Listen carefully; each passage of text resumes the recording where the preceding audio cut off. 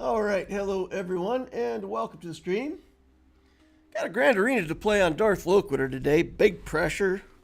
My opponent full cleared me with one dropped battle. So we we have to basically do a perfect full clear on the opponent. And he's got a big chunky old defense in our way, so I'm not sure if that's going to go according to plan.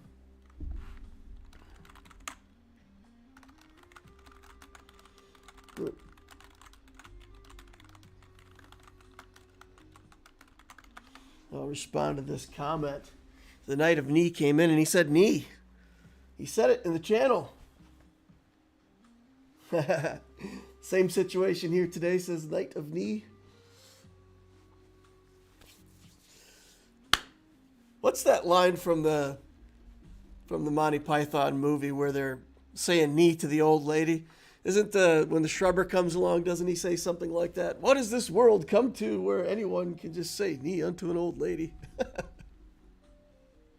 I shall say it again.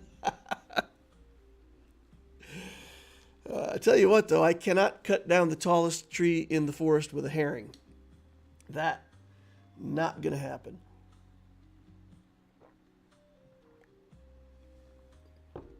Man, I don't care how many times you watch Monty Python and the Holy Grail. It'll still be funny the next time. I suppose that there's a limit to everything, and probably there's enough. But it's a pretty high number, I would say. All right. Let's get in here and take a look. Got this crazy... Oh, that's the... territory battle over here. I got to click GA. All right, so I did manage to win my battle earlier in the week. So my internet was going in and out. We had a huge storm here. Knocked down power lines. Took the power out for a couple days. On, what was it, Tuesday? So Tuesday evening, my daughter and I were sitting in the living room with a candelabra with 3 candles on it. We lit the candles and kind of sat in the living room reading Trivial Pursuit cards. That was our Tuesday evening. Most of Tuesday, actually. School was canceled. There was kind of nothing better to do. So then on Wednesday, later in the day, we finally got the power back on. But the internet kept coming in and out. So I couldn't really stream on Wednesday evening. We're back up and running now. The back of my house got tore up.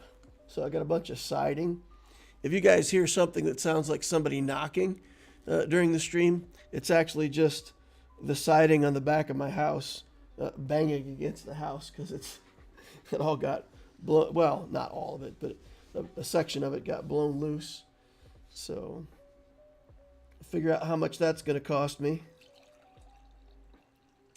Tore up actually lost some of the tiling on my pool as well. So I got to figure out if the repairs are going to be enough to make an insurance claim or if I just have to suck it up and get it fixed and buy it myself. I learned the hard way. We were living in Rhode Island, and the basement of our house got flooded. It was actually an issue that the city had with the sewer, and the sewer started to back up. But our particular house wasn't affected by the problem until this massive rainstorm came through and dropped like 9 inches of water over the course of a couple days. And none of the water could drain because of the issues that they were having with the sewers and the storm drains and all that stuff. So my basement filled up with water. And it was a finished basement, carpeted, drywalled. So it ruined the carpet, ruined the drywall. And you got to get that stuff taken care of quickly so that you don't get mold growing in behind your walls and whatnot. So we turned in an insurance claim and got that fixed. Like a year and a half later, a hurricane came through. We got the after effects of the hurricane, knocked down our fence, tore up the garage, tore a bunch of the roof off the little shed that we had in the back. Probably a good, $8,000 to $10,000 worth of damage in total, among all the things. So we went to file another insurance claim, and we found out that if we filed that second insurance claim, they would pay it, but then the insurance company would immediately drop us as being insured. So I went to another insurance company and I said, hey, this is what's going on, and my insurance company's threatening to drop me if I file another claim. Could I get insured with you guys? And they said, no, if you file 2 claims within the last 5 years, they'll drop you, and also we wouldn't insure you. So I'm like, really? So if you file 2 claims, you're just done. You can't get insurance. They said, no, you can get insurance, but you'll be high risk. You'll have to go to one of these, fly-by-night high-risk insurance companies and pay 4 times the normal cost.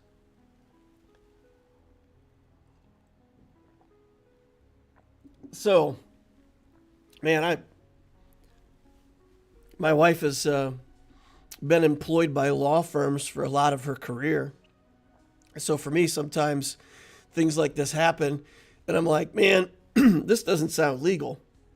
So she goes back to the office and, asks one of the friendly attorneys, and they confirmed, yeah, it's in your contract. You don't know it, but it's in there.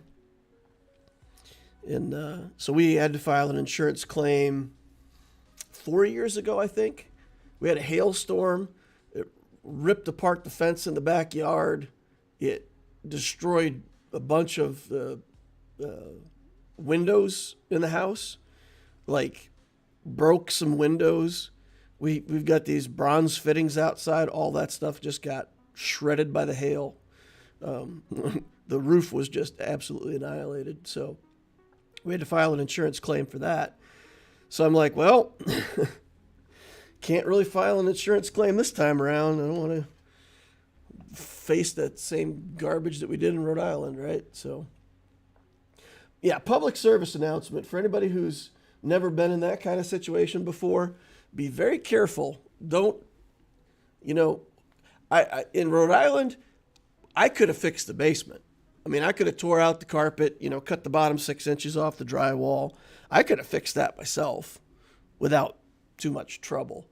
So when the second thing happened, I really regretted that I used insurance for the first one. Because, the second one was much more costly, but then I couldn't file a claim. Knight of Knee says, what's the world come to where anyone can be bullied into not claiming insurance? Yeah, read the fine print. Read the fine print. That's the moral of the story. And the lady at the insurance company, when we filed the claim, she said that hailstorms in the area that we live in, it's so common that the insurance company expects to have a roof claim once every 7 years on average. So they kind of if you claim roof replacement for a hailstorm and it's a qualified hail event, according to the insurance company, then it doesn't count as a strike against you. But I know how they work, right? So the roof doesn't count against it, but the fact that I had to do work on the fence and, get the contractor to replace all the fittings on the outside and replace the windows and all the stuff that we had to do, that claim was big. I think we ended up doing I'm going to say $25,000 worth of work in total between the roof and all of the house stuff. So there's no way that doesn't count against us. But this storm was a lot of wind. It tore stuff up, but at least it didn't include hail.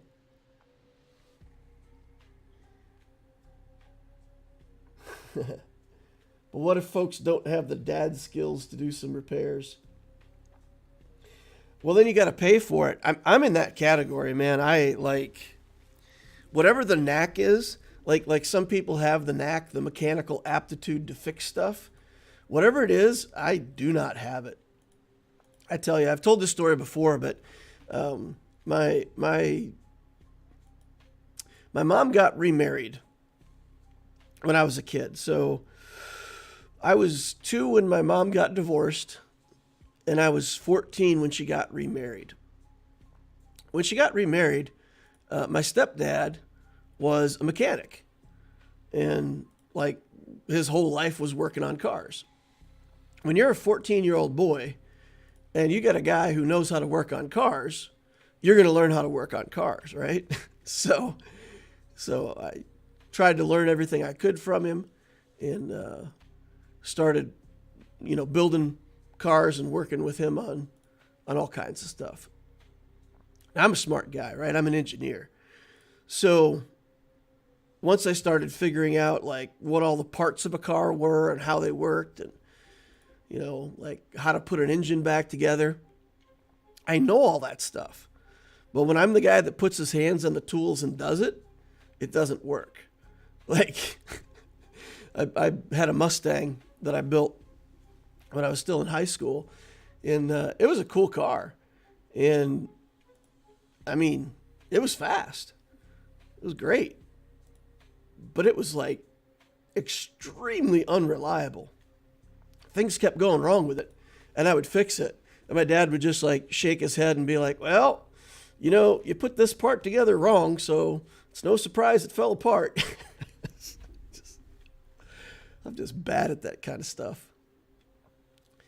So, yeah, I can do stuff like paint the fence and things like that. But when it comes to like putting in new carpet or, fixing wind damage or stuff like that, the siding, for example, I mean, I just called somebody. They'll come out. A qualified person will fix it, and I will not attempt to do it myself. And like many Americans, that'll go on the credit card, and then just have to figure it out over the next few months how to pay off the credit card. This is the way life works, unfortunately. I feel like this might get me the win right here. Yeah, let's just do that. Get some fleet placement going here.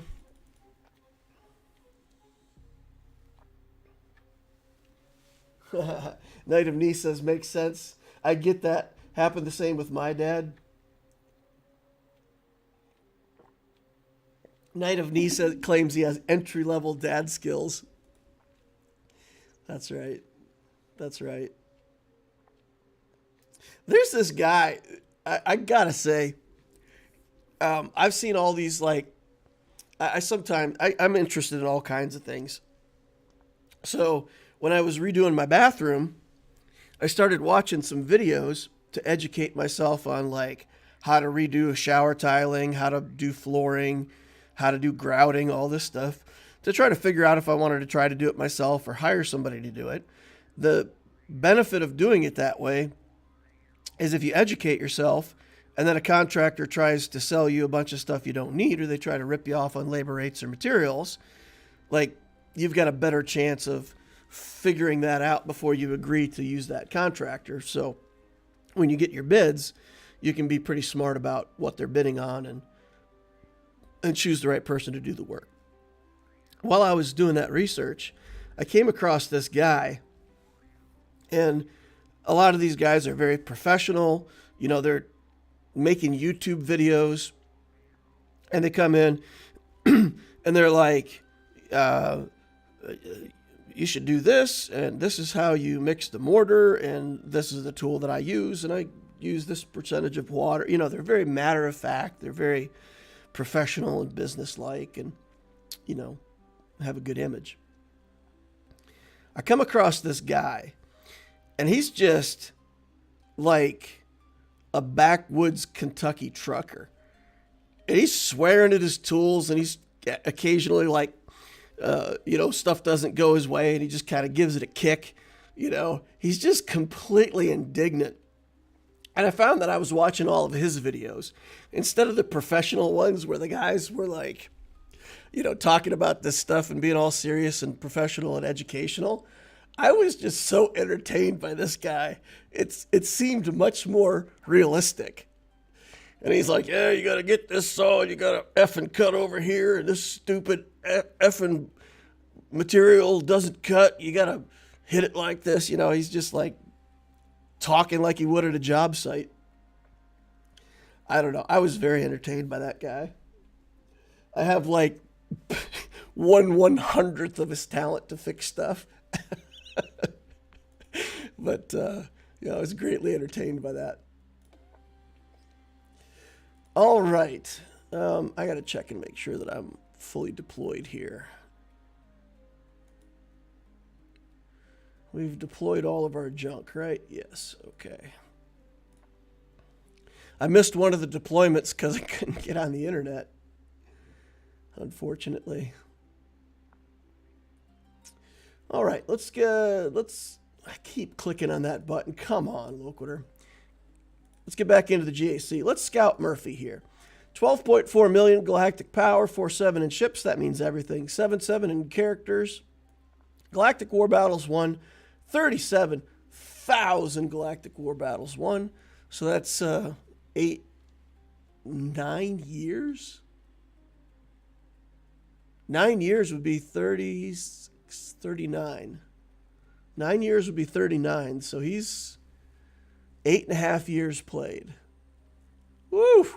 I survived Order 66. He survived a lot of orders. Order 62, 66, 48. He survived them all. Look at him go. That's fantastic. I always like to see players like this who've been playing pretty much the whole time. It's pretty cool to look at their accounts and like see how much stuff they've been able to build. A lot of times players like this are, you know, mostly free to play. Interesting stuff. Leviathan, Executor, Profundity. Profundity 6 stars, but everything else is pretty much finished. The ships all have relic characters in them. Character-wise, we have 9 Galactic Legends. We have all of them. Ooh. Ahsoka Tano, Relic 9. Let's go. Her relic is an owl? Wait, what?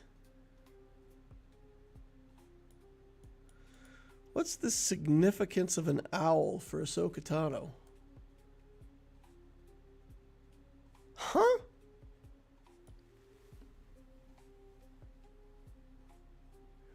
Ahsoka Tano in this form.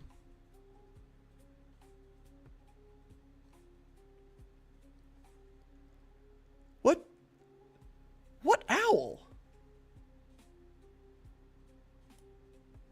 Maury's wisdom. Oh, okay. From the actual Ahsoka series. Ah. Maury's wisdom, huh? Her connection to the Force. Interesting. I don't know about that.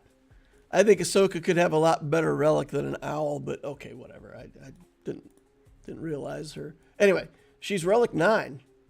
5.55 speed. Oof, those stats. Zoinks! 22 speed.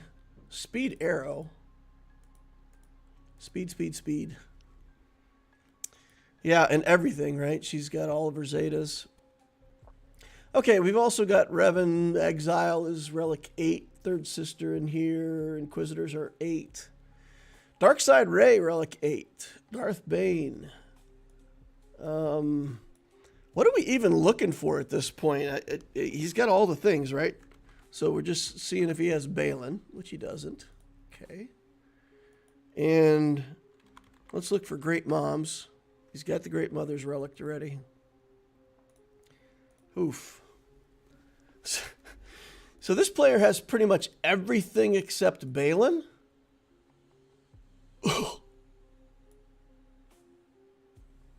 Well, there's that. Don't think we have much of an advantage on mods either. Let's take a look here. Commander Ahsoka Tano, 350. Not bad. Not the fastest one we've ever seen, but not bad. Luthen at 340. That feels pretty fast. Mara Jade at 337. Go down a couple rows. Skywalker, 307. So plenty of stuff over 300 speed. Oof. So he's got all the ships, better characters than us, and also mods that are just as good. And definitely has more datacrons. He definitely has more datacrons than I do.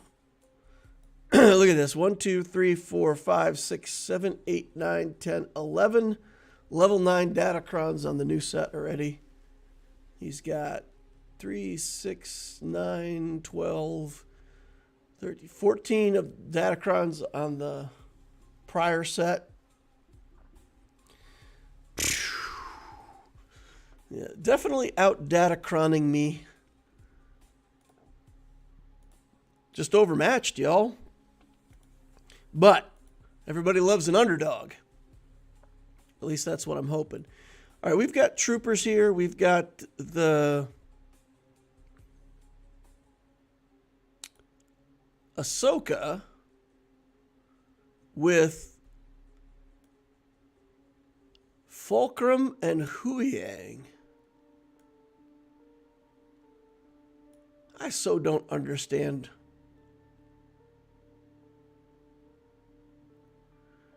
I don't understand.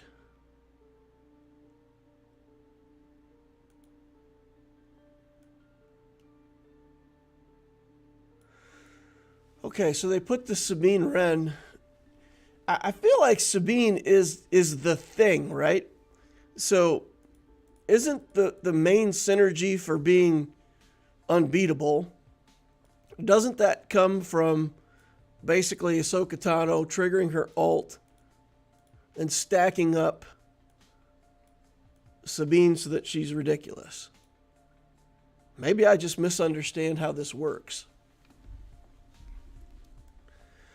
All right, so we've got a level 9 Datacron here. She just gains turn meter when anybody else uses a special ability. So he's just put together teams and thrown in his level 9 Datacrons to make it look scary. I mean, I don't feel like this Cal Kestis team with a couple Rays. I mean, that doesn't feel like it's that big of a deal. We should be able to trooper this, right? Remnant, maybe? We've got Tuskens here. We do have the Tusken Omicron, and we've got the Tusken Warrior Datacron. All right, down here we've got Rey with the Exile. We've got Jabba. We've got this Darth Revan Kron. Queen Amidala. And then we've got this Luthen team that's probably pretty ridiculous. It's the same Luthen team that I'm running, right? I put my Rex with Luthen on my back wall, but he's got all the Zetas and Omicrons on the team, whereas I don't. And I did it with Mon Mothma. He's doing it with Guerrera. Interesting. I feel like that's one of the teams that probably can't underestimate. That's a lot of recovery. If we could get his Jabba team taken care of with Night Sisters, that would give us some freedom to do some other things. It'll leave us with SLKR to take out one of these other teams. So let's see if there's any possibility that we can get this Night Sister team to work.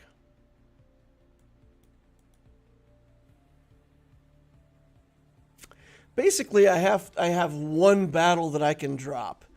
And if I drop this battle right away, then I got my work cut out for me for the rest of the GAC, right? On the other hand, if I'm successful with it, the chances that I can actually clear the rest of the stuff goes up greatly. So I think we got to kind of take a risk here.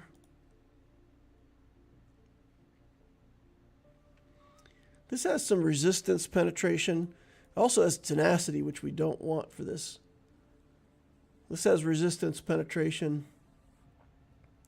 which is kind of critical to get this Night Sister team to go off. All right, let's catch up on chat.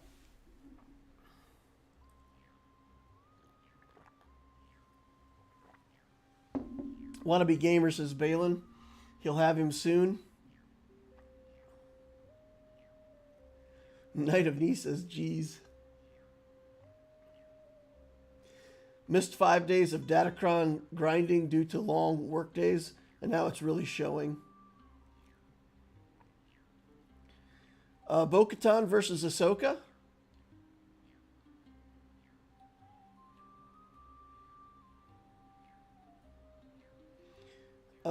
The Hu Yang with Ahsoka Tano on defense is popular right now. Zareth showed the stats, and it has a slightly better hold rate.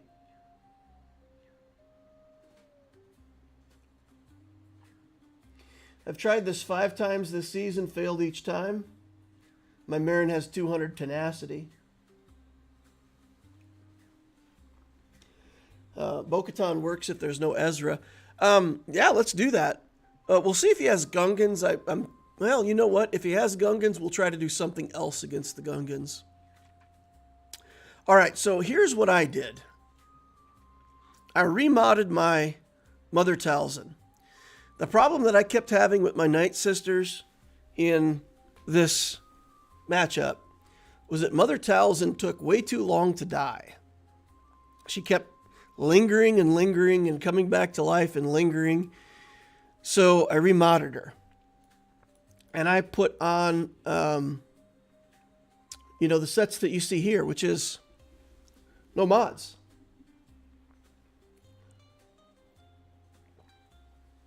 No mods at all on Mother Talzin. So she dies really fast and doesn't linger around, making it difficult for me to pull this off. Since I've remodded Mother Talzin for no mods,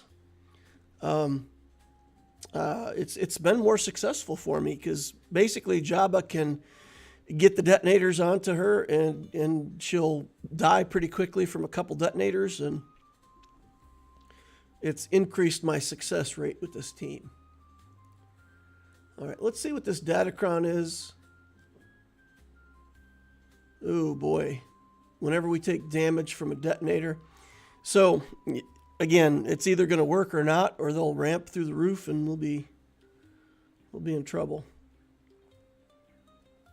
When I played my match on Thursday, when the internet came up and I got my match in, this team worked very well. Let's see if that repeats or if it's a complete failure. Let's go.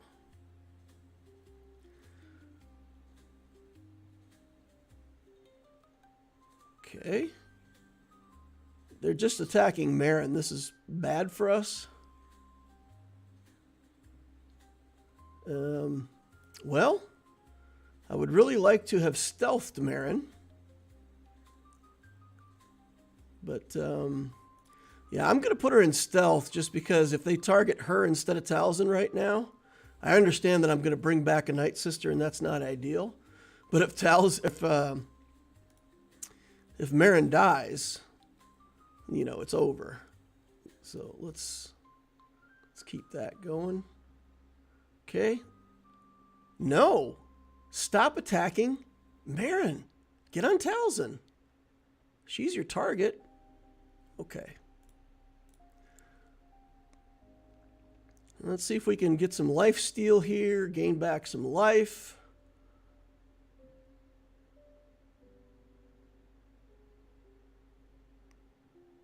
Okay, Saj is back. Chrysanthemum's back. Now we got Mom Talzin back. I'm just going to put it on auto basic and let it run. I'll interfere if I feel that's needed. But yeah, now the detonators should kill Talzin soon.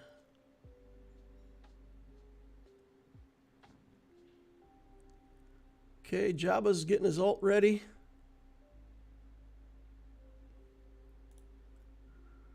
I'm going to die. Oh, I didn't die. I really need life back right here. I gotta stabilize, get healed back up. This is not ideal, but if I don't do it, I feel like I'm going to lose. Yeah, and if I lose Marin, it's over, right? So we can't lose Marin. All right, that's it. That's it. We've only got 2 minutes and 40 seconds, which isn't that much, but we're down to just Marin. We've got a resistance penetration Datacron. Her basic ability does special damage, so that should be helping us. And let's see if we can grind this out with 2.5 minutes. All right. Rabel says, happy Saturday, DL. Hey, thank you very much, Rabel. How you doing? What you been playing these days, man, besides Star Wars Galaxy of Heroes? Still working your way through like your fifth run on Baldur's Gate? Or you get something else going on these days? Okay.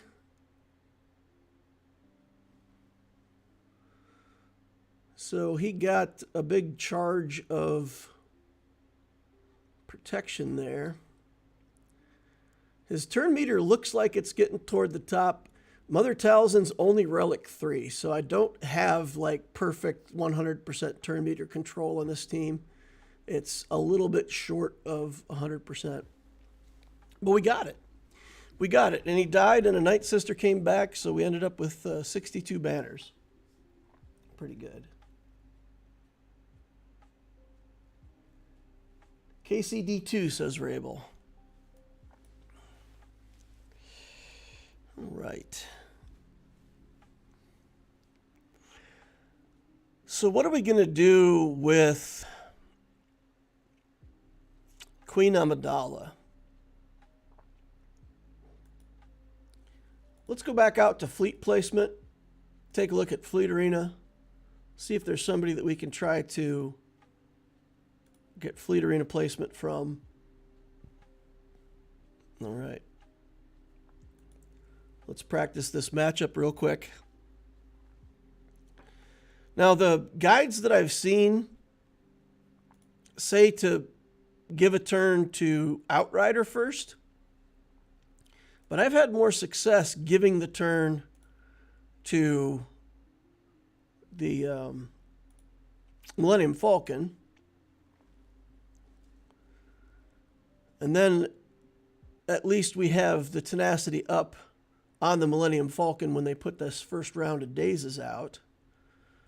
And I find that that has helped me be more successful in this battle than the recommended, giving the Outrider a turn first.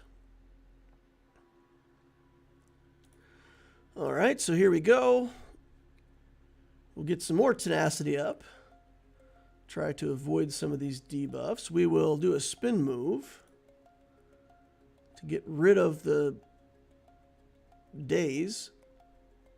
And then they do the mass assist on him, and he's still got tenacity up, so that's good. They didn't get debuffs out of that. Just keep doing basics. Just keep working on this tank.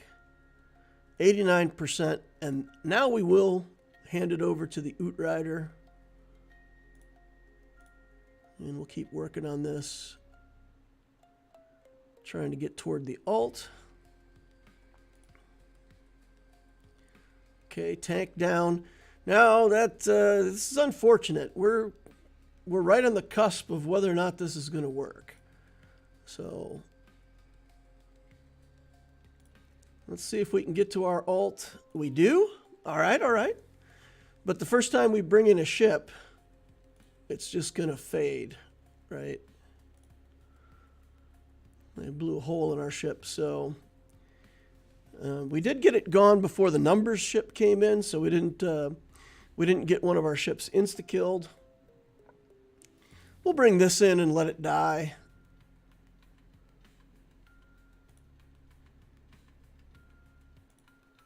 I probably should just take a turn with the capital ship and like pass over turn meter or something, but I think in the future I might do it that way. If I know my ship's going to die, I might as well at least get a useful ability out of it. Okay. Placement secured. Although the goof baskets in my fleet arena, they have been very disrespectful of payout times. Recently, I've found that, like, I'll have my placement, and Darth Brooks, this Axon guy, and there's one other person that, well, lower in the ranks by now, but they attack me. They attack me indiscriminately. Like, they have to know that it's also my payout time. So anytime they attack me and I attack them right back to just kind of show them, hey, you know, I'm in my payout time. Don't attack me. But they're not part of the fleet shard, and they're not part of the payout time, you know, calculation in the fleet shard. So I don't know if it's their payout time or if they're just fighting. I don't know. Why let it die? Costs banners, and you can make better progress using the capital abilities. Yeah. I mean, that was just Fleet Arena. That was just Fleet Arena.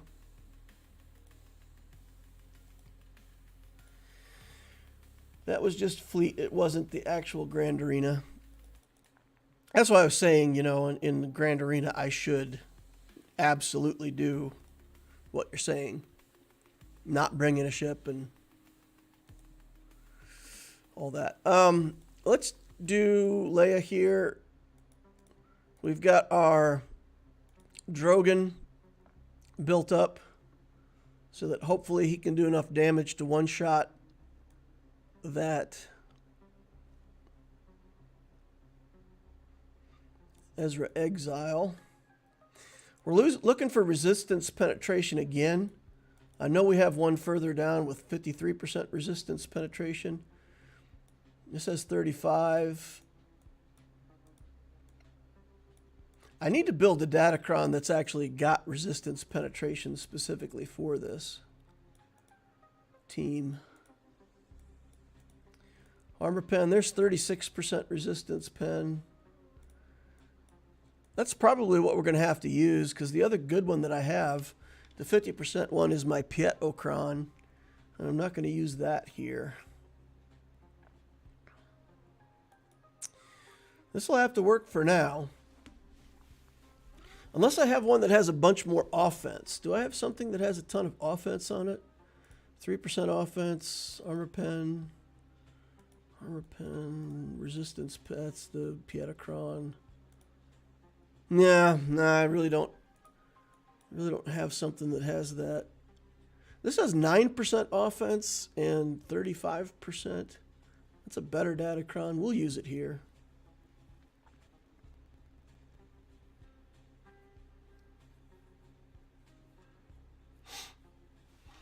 Kyber Soze says, I like your story way back. Assume positive intent. You should assume it's their payout time as well and invite them to the shard chat. They've been invited to the shard chat multiple times. Multiple times. The person who runs the shard says that they've been sent in-game invites repeatedly. So it's their choice not to join. Yeah. I mean, I avoid them. I only fight those people if they fought me, right? So the people I know it's not their payout time, I try to rise up using the people that I know when their payout time is, so I know it's not their payout, and it doesn't matter if, you know, I displace them, right? But if somebody else, if I'm sitting at number 2 and one of those guys comes along and beats me at number 2 in my payout time, I just fight them. I just fight them and hope that they get the point that, like, you know, don't fight me in my payout time. But yeah, some people never join. Some people just like either won't join the shard chat or don't understand. I've talked with people who've been playing the game for a very long time, and they don't understand how the in-game chat works. So I've had at least one person that I've helped that's just basically like, do you even know how to, you know, get to and activate your in-game chat and see it? All right, this is where we've got to one-shot Ezra Exile. Let's go. Relic 8. Down for the count. Man, I love the people who come and hang out and help me play Grand Arena because, you know, it was a viewer, it was a friend of the channel who pointed out, like, that you could get Drogon's stats high enough to one-shot these Ezra exiles.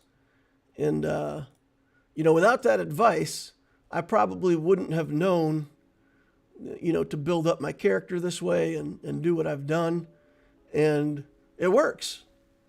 You know, you see me one-shotting them just like that person said would happen.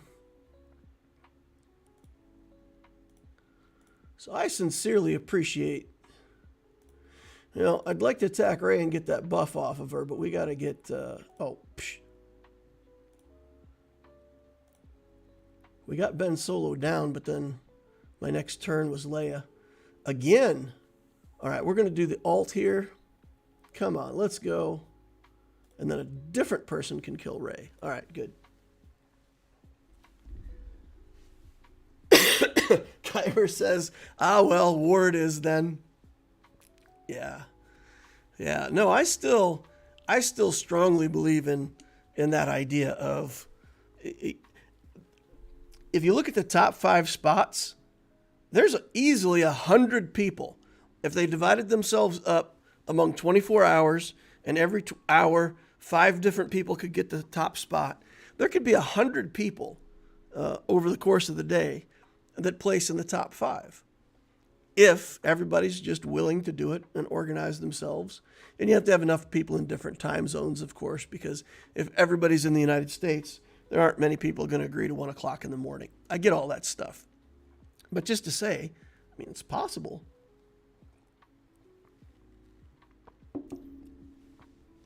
Now, this is going to be embarrassing. This is going to be embarrassing.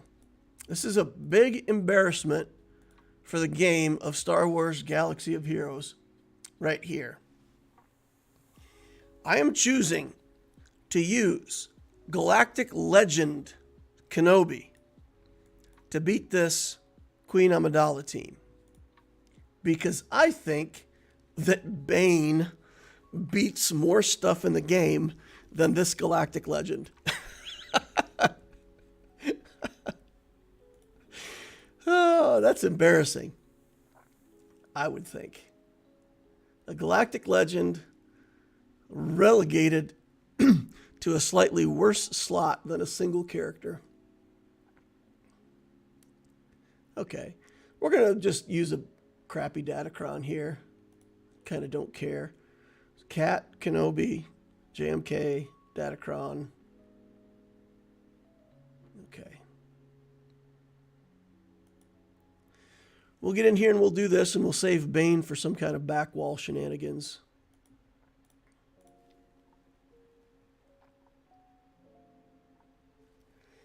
The one shot is harder now, though.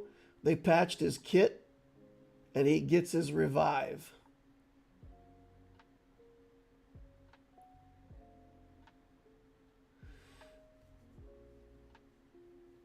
Usually shards are a bit international. Jar Jar says, how's the damage? Oh, It sounds like there's somebody outside knocking on my house right now. Every time the wind disturbs my siding, it's like clunk, clunk, clunk, clunk, clunk, clunk, clunk. But yeah, the contractor said he ordered the siding that will match. So sometime next week we should be getting the repairs done. That's the hope.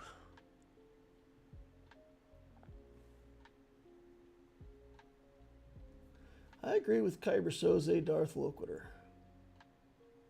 About the about the one shot, you mean, or about something else? Kyber's got like 3 comments there. Please indicate what it is that you're agreeing with him about, if you want more conversation. If the one shot is harder, what is the what revive? What revive are you talking about? I'm going to go ahead and do the alt now. Sure. High ground will last long enough. Queen Amidala will be out of stealth next time she takes a turn. So we can... I spy with my little eye a Queen Amidala who must die. I didn't mean for that to be a rhyme. It just kind of turned into that.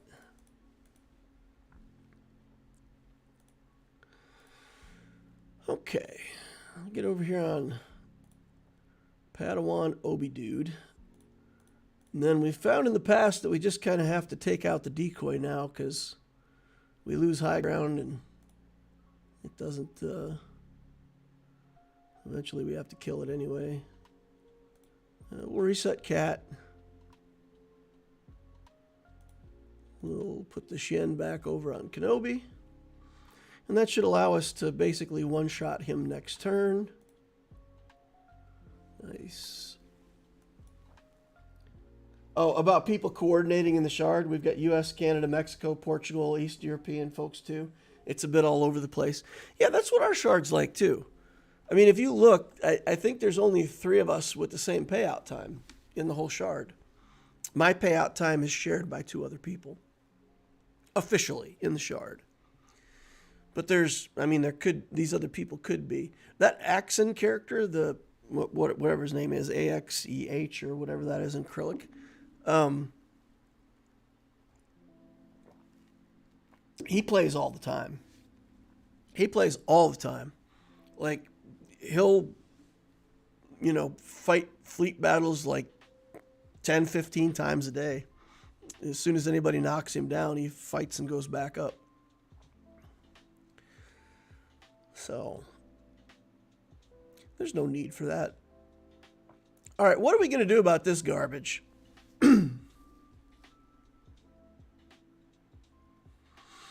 So she's going to sacrifice herself and give Revan a whole bunch of stats.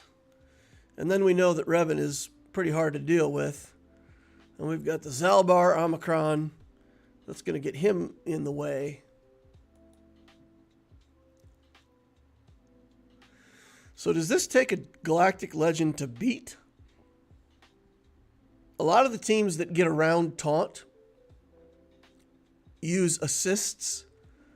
And of course, you can't assist when you're attacking Darth Revan. So things like Jedi, bounty hunters in a lot of cases, you can target around Zalbar's taunt, but you can't pull assists, which is going to slow down most of those teams. So if I want to two-shot this, right, I have one battle that I can drop. So if I just say, you know, I'm fine to two-shot it, I'll bring in something and clean it up. I could do that. But if I want to beat it in one shot, do I have to have a Galactic Legend?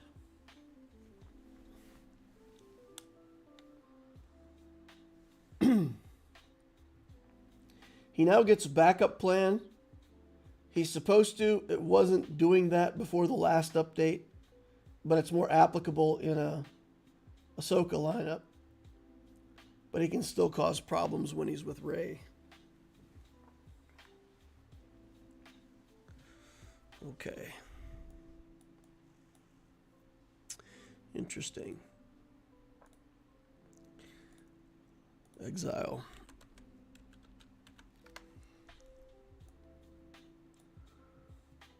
All right. Purgle migration. Is backup plan part of his kit or part of somebody else's kit? That's got to be part of somebody else's kit, right? Because his mechanics are all around Purgle migration.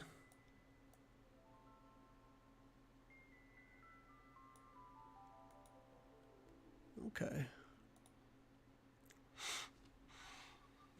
So on his own, he's not getting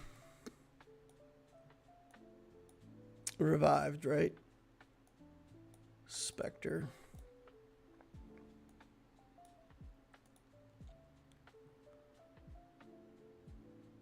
Deflective target.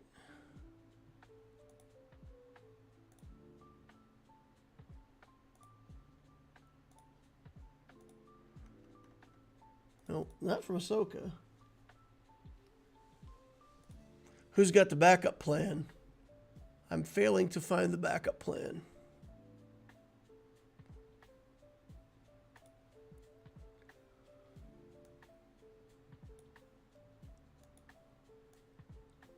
Or is that part of a datacron or something?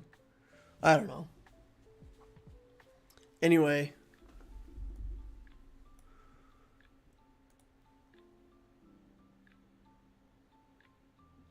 Manipulated. I'm just trying to see if he's going to like come back to life in a Ray team. That's all I want to know.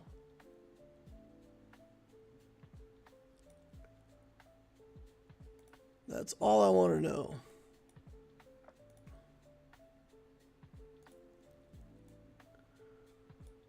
Backup plan for 2 turns. There it is. Okay. Grants specters and the target ally protection up, dispels buffs. Target other ally attacks and Ezra exile assists. Spectre gains backup plan. And then backup plan is the thing that was originally like here. Right? Yeah, so backup plan is defined here. Revive with 80% health. Okay. So it's not that somebody has that skill, it's just that his ability generates that buff. Okay, so he can self-generate that in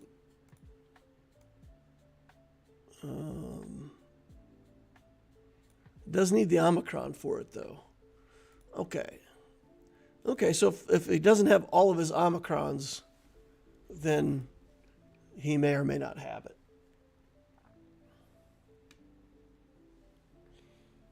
Shouldn't work in a Ray lineup. Well, it says all Spectre allies.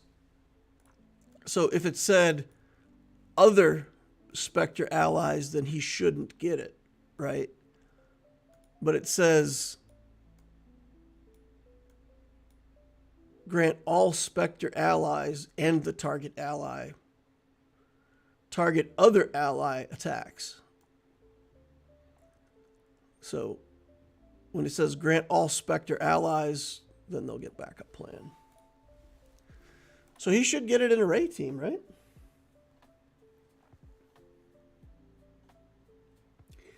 That's brutal. That's brutal. So if the trick to one-shot him with the Ray team doesn't work anymore, like what's the normal counter going to be for Galactic Legend Ahsoka? I wonder. All right, let's get back into Grand Arena. Get back to playing here. I think with this, maybe Jedi is the right tactic to use here. There will be a 4th character because they're for sure going to add on the, you know, the little guy, the extra guard. We could do Jedi here. We could try CLS, but I don't know. There could be a lot of damage coming out of this team. I'm in the same boat with both of these teams. I'm in the same boat. I don't know if I need a Galactic Legend to one-shot them.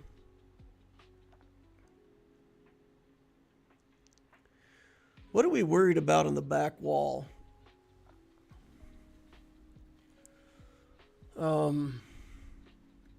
Leia on the back wall, I have Bane.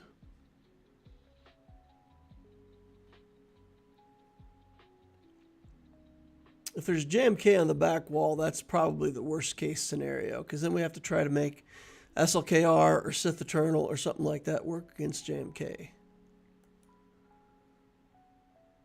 So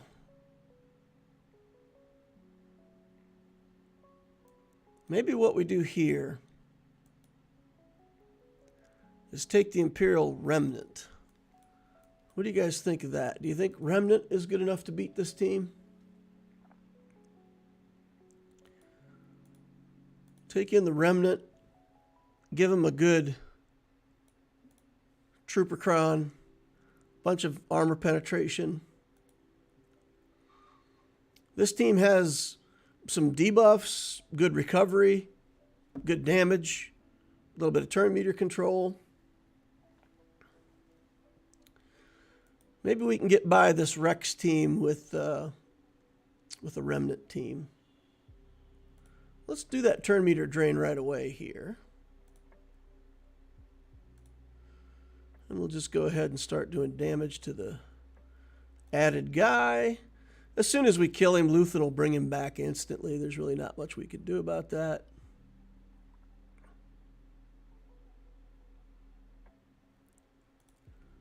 Okay.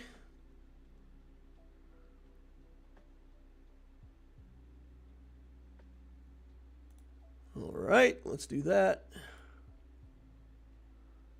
Oof. So much turn meter they're getting. Don't. Oh, man. It's over. It's over. Our chance to resurrect is done. That was brutal. Well, there's my one dropped battle for the entire arena.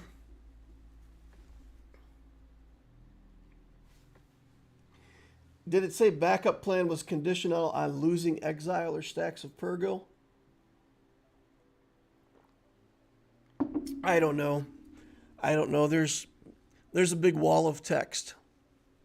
I did not finish reading it. Okay. Well, we got to get through to the back wall, right?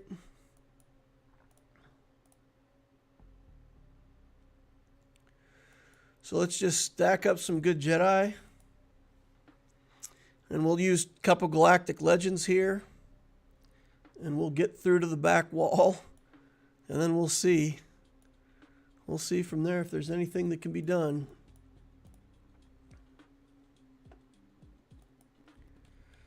All right. Got to use Galactic Legends to get through these Datacron teams. How shameful. Target Saw Gerrera here. Of course he can't be stunned. Why would he be? Unstunnable. Probably can't be ability blocked. Probably also immune to healing immunity. The usual kinds of things.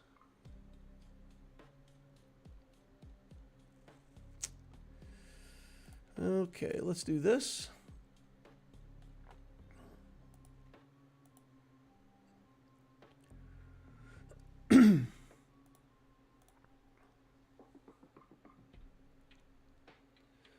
All right, let's pass this over.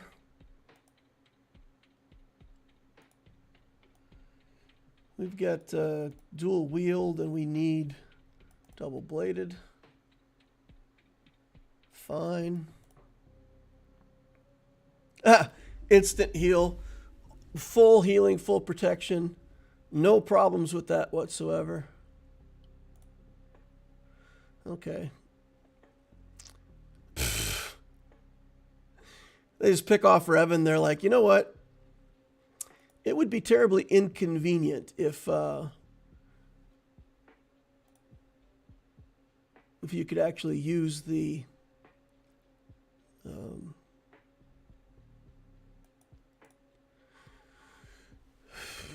feature. What is it? Savior. Shouldn't. Really?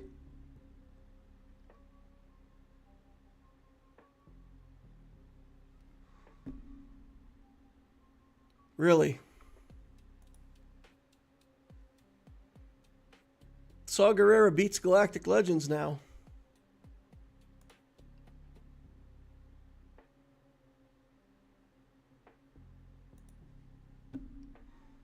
I got nothing, guys.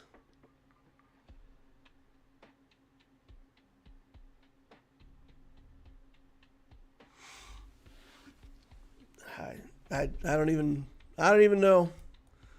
Ignore taunt. Kill whatever character you want.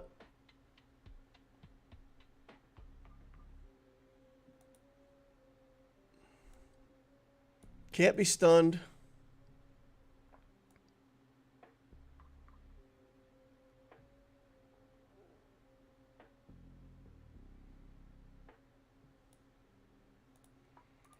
I don't even know. I don't even know what to say.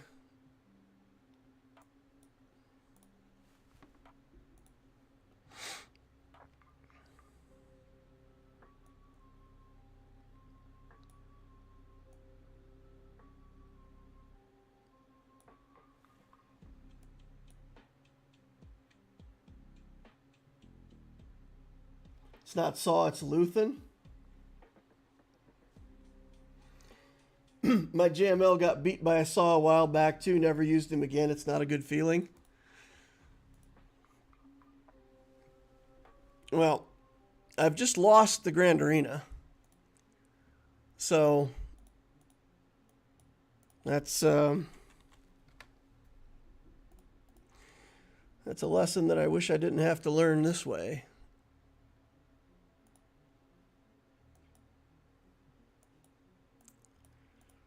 But, I mean, let's try again with Sith Eternal. See if I can do anything with him. Just to inform myself, like, in the future, what I might want to do.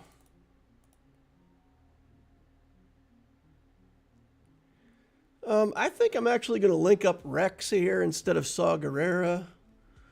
I feel like, you know, maybe I can deal with Saw if Rex isn't around.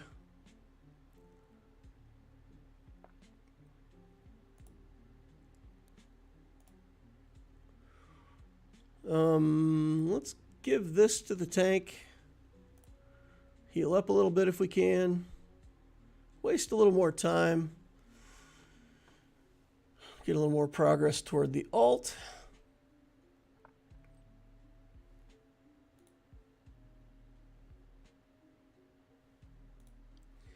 All right. Doing our stuff. Let's try to keep Watt in the game if we can. Seal go to his ultimate form. Watt gets killed from area of effect damage.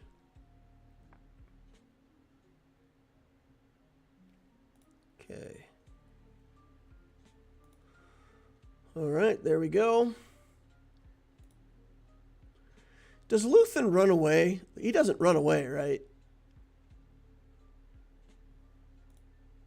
So at the end of this battle, is it just Luthen and he just infinitely summons a dude back and we can never kill him? Is that what happens?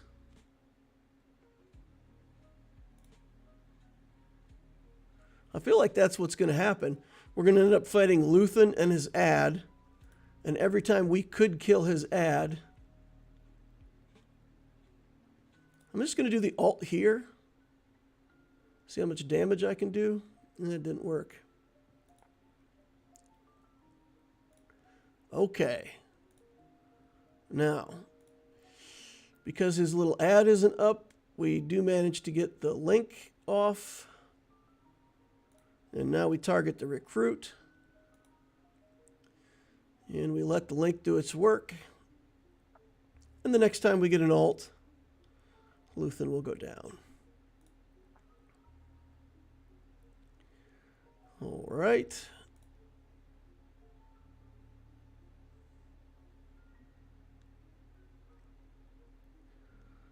So here we go. Sith Eternal.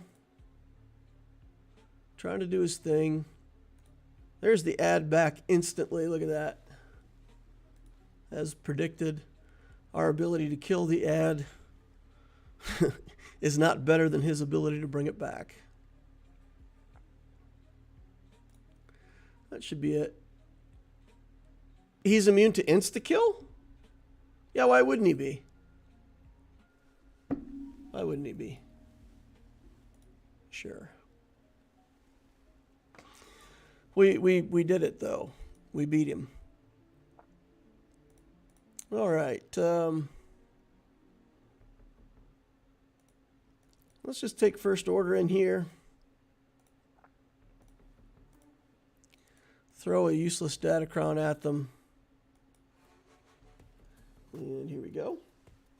JQ says, hi, DL boy, am I glad to see your Leia Ezra battle. Have one of my own and wanted to know if I can still one-shot Ezra. Well, maybe. What just happened?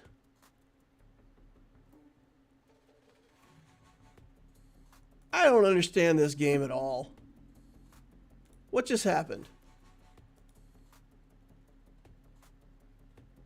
She didn't sacrifice herself.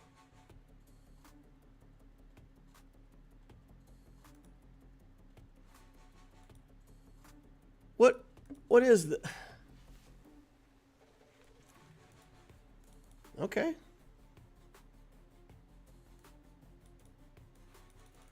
Did they change that Datacron?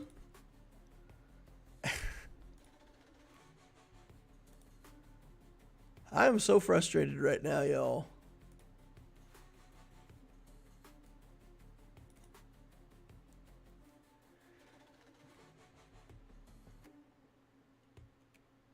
Okay.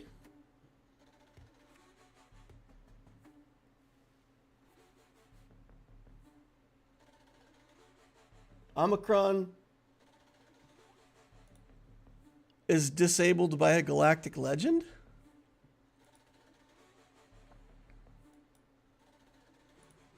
Okay. Zalbar.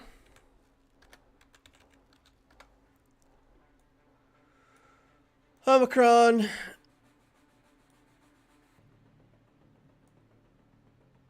Well, in 3v3 Grand Arena, if Darth Revan and Mission are allies and there's no enemy galactic legend, whatever. This game. There's that Leia on the back wall. I accurately predicted that, so it feels pretty good. Let's just work our way through the rest of these teams, get some practice. I can't win, but I could still practice. Are you guys putting all of your Omicron teams on defense? I kept Enfys Nest on offense. I kept Sonastaros on offense. Maybe that's a mistake. Maybe I should put more of these Datacrons on defense.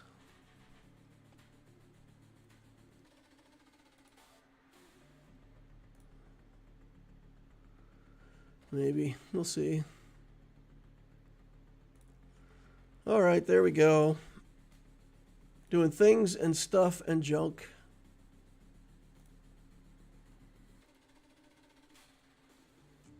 Okay,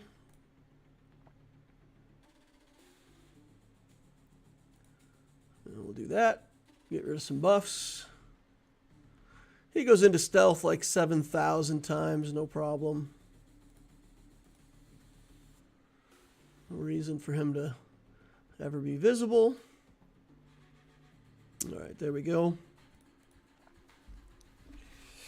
Frustration. Frustration it is. All right, get out of here, Leia. Nice. We're going to go do that Bo-Katan battle, because that sounded like a good deal. So let's do the Person DeLoreans. And we'll do the 3 usual suspects. We'll try to give them a good datacron.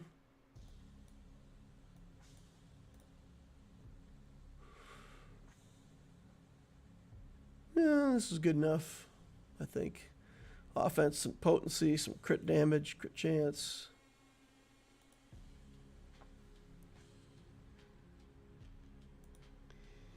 In we go. All right. Let's just do a basic here at first. Let's do an armor shred. That seems like a good long-term strategy. She's got the ult already. Look at that. Just instant ult. Holy cats and rabbits, that was fast. Okay. Let's try to get on this fulcrum. She is doing way too much damage. Oof. Damage immunity now, why not? He has an ability that the first time he dies, he actually doesn't die. He sticks around. Except not here. Here that doesn't work. He just, in fact, goes down like a sack of taters and that's it.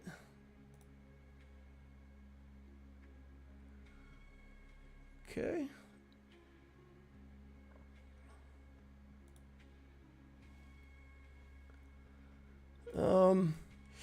I don't know that we can even kill this character. Oh, there we go. There we go. We got a kill finally.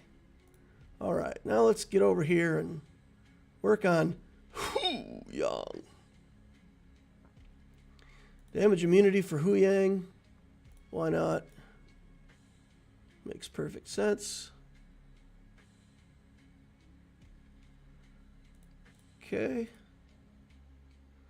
Get a kill there. And I'm just going to put it in auto because I don't think there's a whole lot else we can do. Ahsoka by herself is mediocre, right? So we still got chances that we can win this. I think we'll have to put like 7 armor shreds on her before it's going to work, but you know, maybe we can get there. 2 minutes and 40 seconds or whatever we had. Ahsoka just attacks like 11 times in a row. Why is it that we're not armor shred? There we go. We got a good armor shred off on her. Okay, Bo-Katan hits for a ton. She's hitting for like 30,000s against most opponents. She's hitting for 6,800 against Galactic Legend Ahsoka. We got the win, though. We'll take the win. We've got Tuskens here with special Tusken datacrons. We're going to use the Gas 501st. Probably during this battle, we're going to find more text that we don't understand that will give the ability for this team to easily defeat us. Whenever Tusken ally deals damage and there's no other blinded enemy, give him blinded. Reflect damage back onto the attacker. So let's go in here. And we got to kill the real Tusken Raider first. Okay. And then we're permanently blinded for the entire battle or something, right? As long as there's nobody blinded, they instantly get blinded. Well, not so far. So far, we're not getting blinded. There, we're blinded now. All right.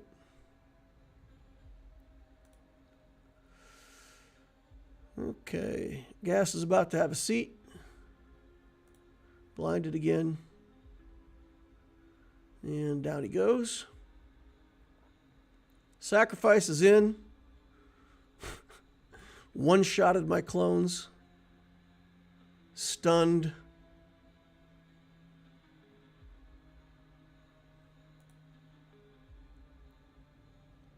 Clones down. Gas is about to go down.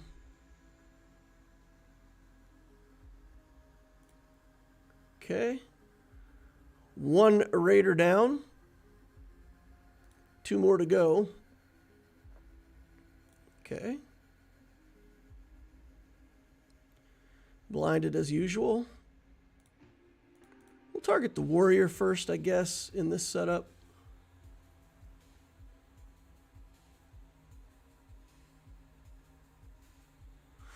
And we lose. Well, we killed the Tusken Raider.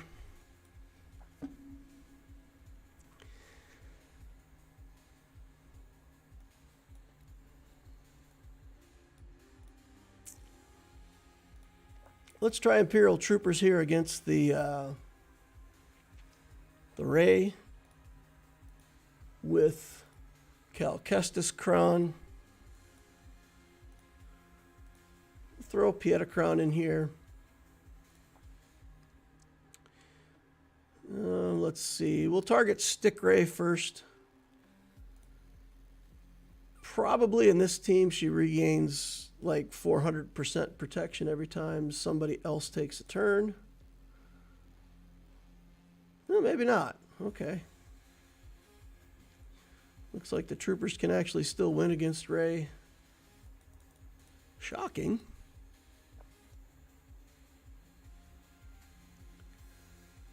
Okay.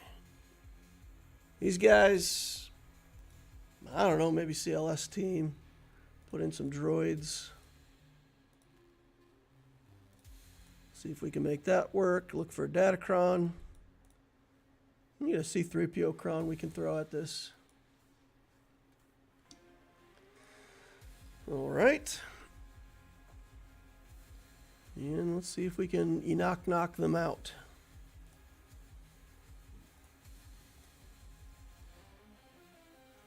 All right. We'll just do a basic attack here. Now we'll do the recovery. Chewbacca's down. Sure. Why not?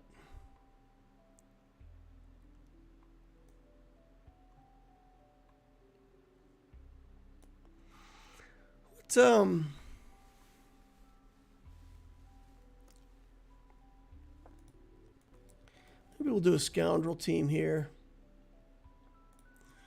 We'll try this. And L3.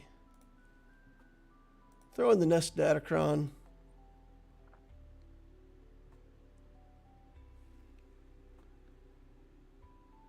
I use Gungans for the undead crew. Gungans are on defense, so there will be no use of Gungans on offense whilst they are not present. All right, one down. We'll go target Night Trooper here.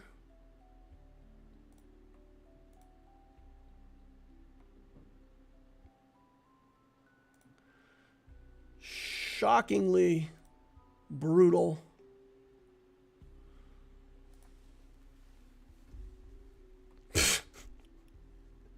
Look at this. This guy just comes across the screen and hits for like 27,000 damage. casually. That's whatever, man.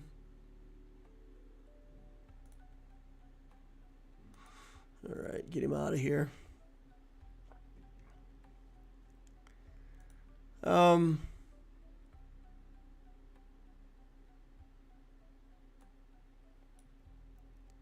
I don't even know what all these characters do. I'm going to throw Wampa in here. And I think Wampa's going to get like instantly, unresistably stunned. Probably tenacity down from somebody.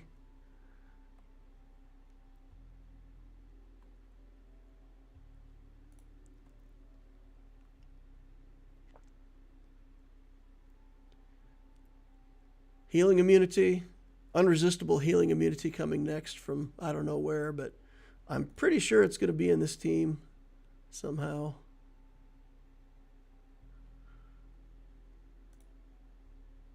Okay. Well, about to lose all my protection. Oh, we actually resisted something.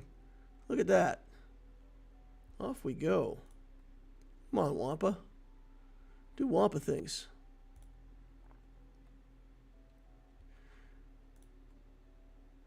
So I don't even know. I mean, Wampa hit her, and instead of her life bar going down, it went up. Now she's got healing immunity.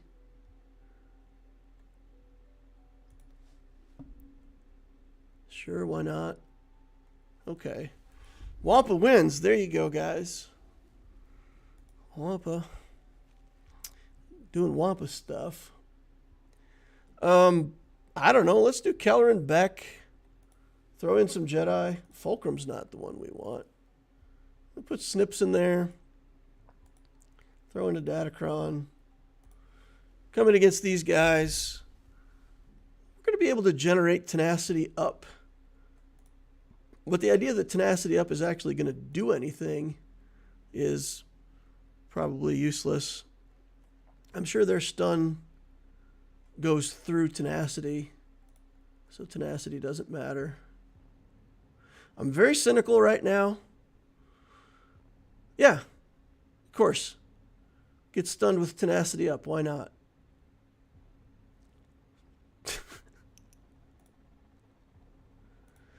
I sometimes feel like this game is just... I don't know. It just doesn't work like I think most of the time. Hey, look at that. Almost dead. From one hit. From a Relic 5 Tusken Warrior. Almost 0 Deota in one shot. Alright, we got through it though. Okay. Back wall, we got a bunch of stuff back here. Sanastaros. Interesting.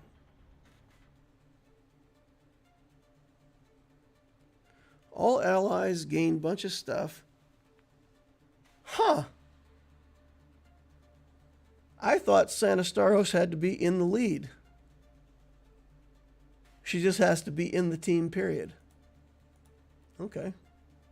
That's interesting. That's going to make 5s really interesting. 5v5. Here's the Enfys Nest Kron coming from the other side. Try some bounty hunters here. See if we can get a kill with the bounty hunter. Probably they just insta-kill us, but we're going to try. Hut cartel stuff, extra protection, armor penetration. Take it. I got stuck on a Great Mothers team. I fought a Great Mothers team on Thursday. Great Mothers. It feels like they should target gas. And in a lot of the battles that I've fought, they have not targeted gas, which has been a surprise to me. In this battle, they did target gas. And he sat down almost instantly. But interestingly, it made the sisters transfer the buff to one of the clones, and Gas stood up, and he did have his protection back, and he was ready to go.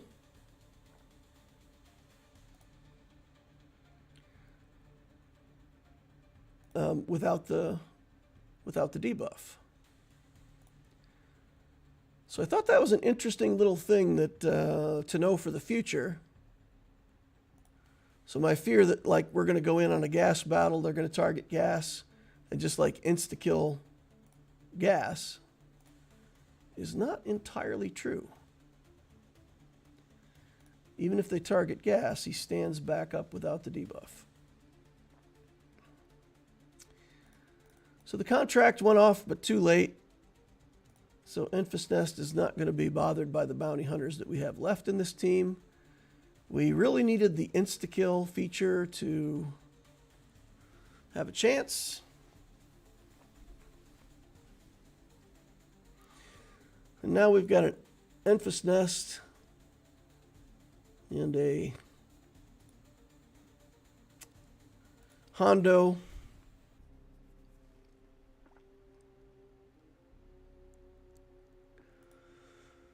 What would we do against Gungans here? Do we have anything? What does Malik kill? Does Malik kill anything on this back wall? Does Malik kill Nest? Question mark.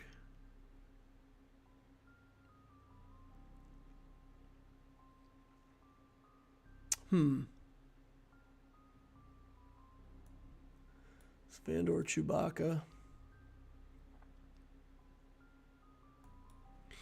What would a solo Malik do here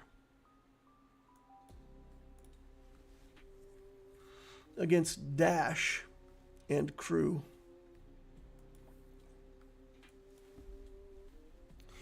Maybe we could throw a dark Datacron on him and just see what he can do against the Staros Kron. All right, stun, no problem.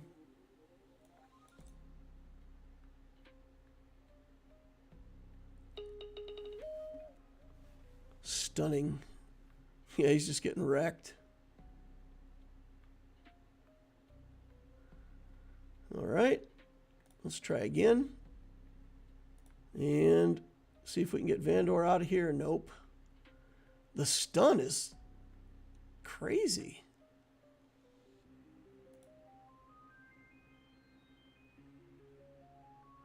And the turn meter, too. I mean, there. Turn meter is insane. All right, well, let's go practice some ships just for the fun of it.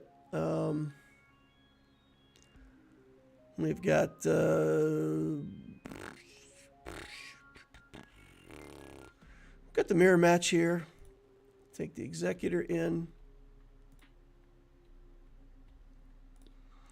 We get to go first, so I feel pretty good about this. Target is Razor Crest. Pump the damage. Okay. And in we go. More damage. And more damage. Razor Crest down. Target the Hound's Tooth. Try to get a few more abilities. Of course. Enemy punishing ones always have the death mark on their first turn. Makes perfect sense.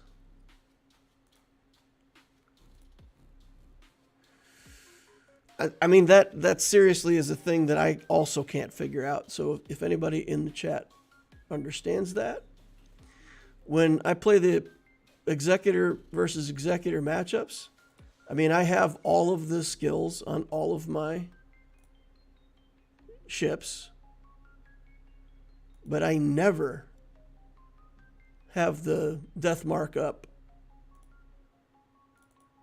on the first turn like that. Never.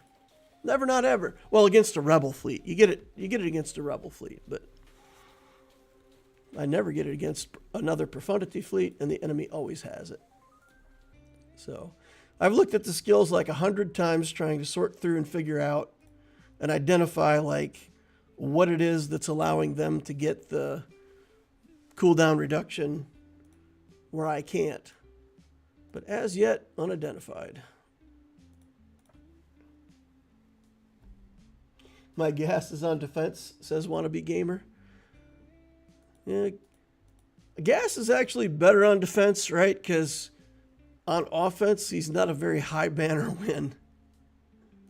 But there's some teams like the Great Mothers that I just don't have an answer for otherwise. So I found that I have to put him on offense just because I need him to solve some problems sometimes.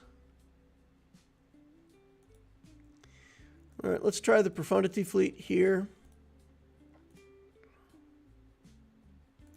We'll kick that out, put this in. In we go.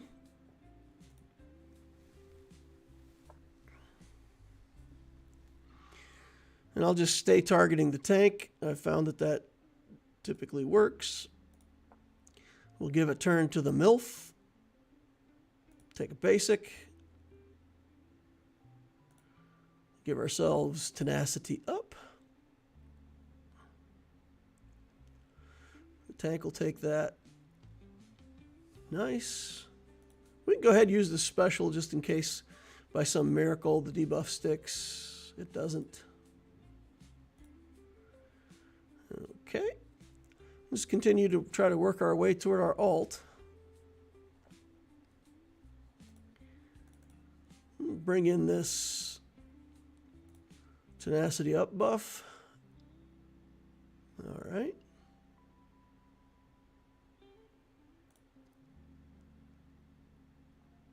Okay. Now, they got another mass assist coming, and it'll go on one of my other ships, which is unfortunate, but apparently I can't prevent it. That'll be a lot of debuffs, and we will be in trouble.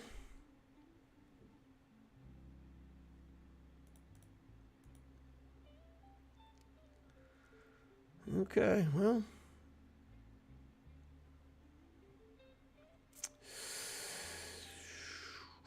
Let's do the spin move so that when he brings in his little ship, he can't actually kill my Millennium Falcon. We'll give the Outrider another turn here. And we still didn't make it to the alt. We're still like 1% away from the alt, which let's hope that we got it right there. And if that's the case, then hopefully we'll get a turn before he does. We'll be able to get rid of his capital ship. Okay. All right. He didn't get his little numbers ship, so he didn't get to kill one of my ships for free. And with 3 ships still on the field, that should spell victory for us in this battle.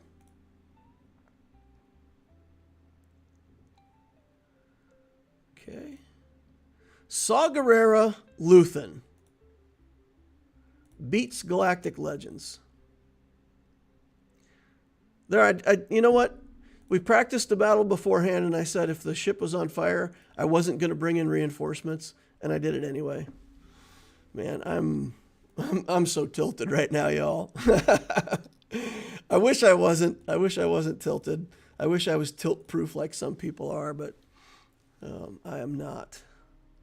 I am frustrated. All right.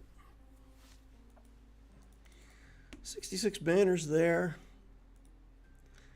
And then this fight, I feel like, especially with just the Geos in the starting lineup, should be able to beat that with this Radis fleet. We'll take this in. Boris Balkan says, hey, DL, popping in to say hi. Kyber says, got to take my kids to karate. Maine was a tough matchup. Said, good luck on the alt. Until next time, my friend. The game is like that. Airtight defense 1 week, gets slaughtered in the next fight. Well, I mean, this opponent just has all the stuff, you know? He's just got all the stuff. He played well.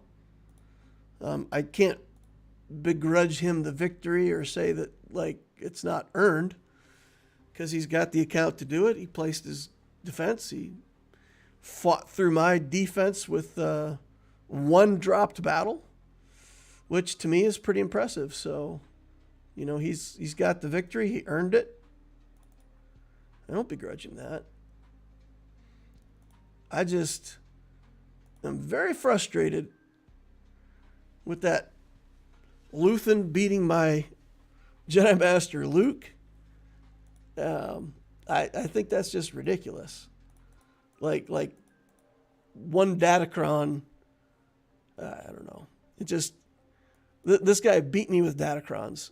It's just straight up. He has more Datacrons than me. He used them better than I did. He gets the victory.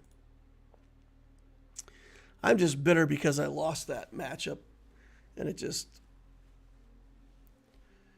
Okay. Complete honesty here.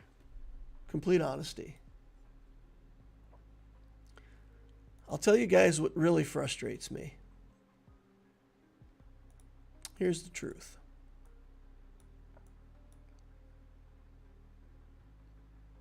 Let's look at Spectres. So these new teams get introduced. And I read these characters. And I think that I understand what these characters do. You know, I think I get it. But then there's interactions between the characters.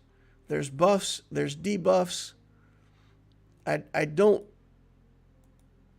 Just the incredible wall of text here. Look at this stuff. This character does things differently with and without Zetas and Omicrons. And like, it's just every character now is this huge wall of text and interactions. And if I see a 5-person Ahsoka Tano team, I think I know what it does. I see a 3-person Ahsoka Tano team, I think I know what it does. But I don't. And suddenly things are immune to... They're immune to being stunned. They're immune to healing immunity. They're immune to ability blocks. Like, I think that I've got some kind of control in my team. And none of it works. None of it works. Because there's text on a Datacron that I don't understand, or there's text on a character that I don't understand. The game has just gotten to the point where it's beyond my desire to understand to know how all these kits interact with all the other kits. So that's my frustration. It's my frustration that I feel like if I really understood how everything works, I'd be doing a lot better in Grand Arena.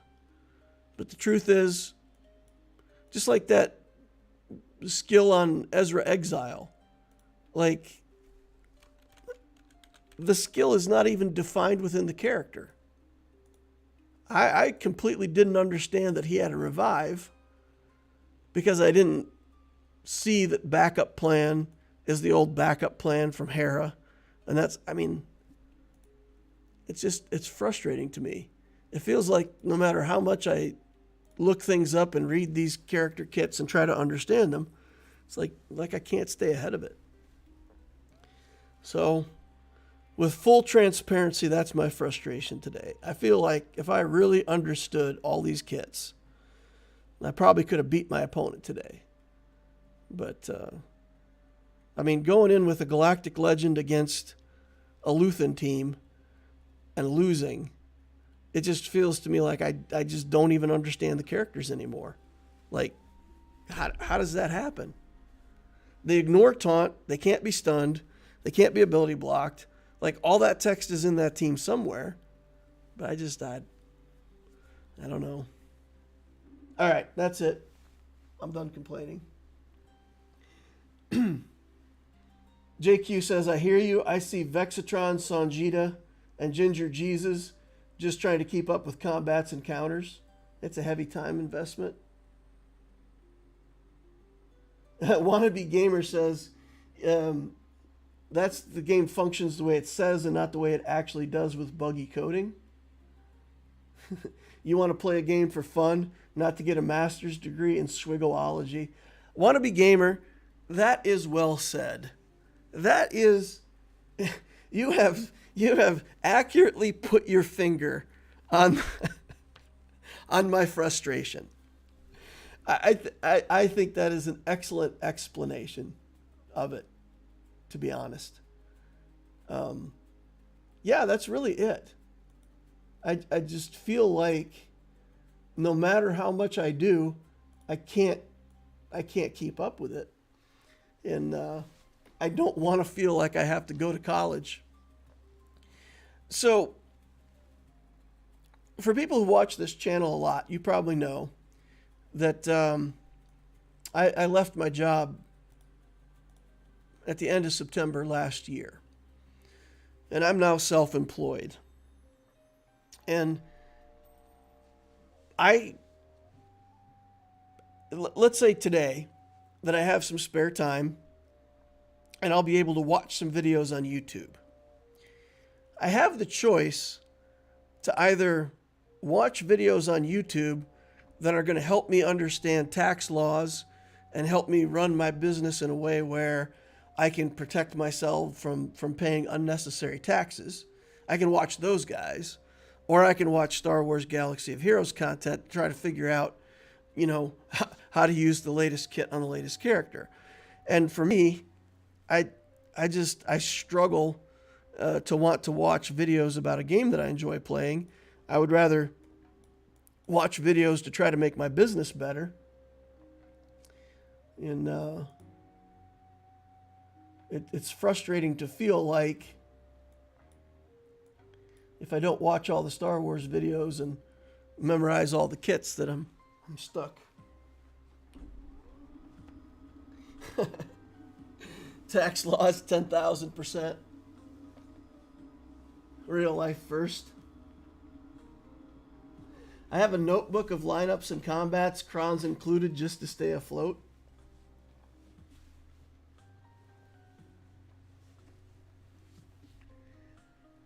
Knight of Knee says, I've been less invested in the game this year. There's way too much to learn. Charger says he's been watching Tassanex for a better understanding of crons.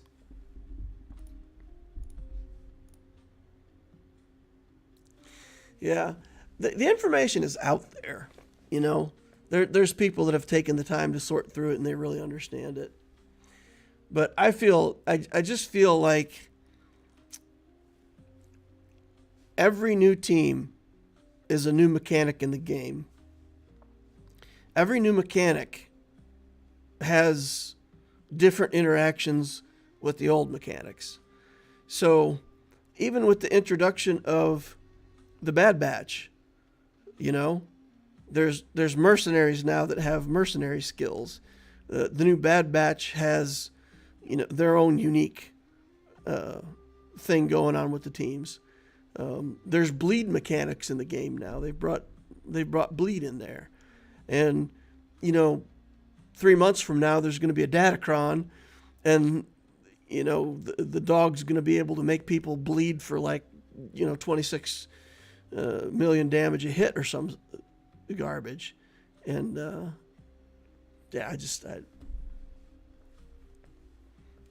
I don't know if I want to keep up with it. On one hand, I want to play the game. I enjoy it. I like it. I like Star Wars. But, yeah. All right. I got to quit talking about it because, like I said, I'm very tilted today, and I'm not my usual positive self. I'm being very negative today, so I gotta manage my own morale here.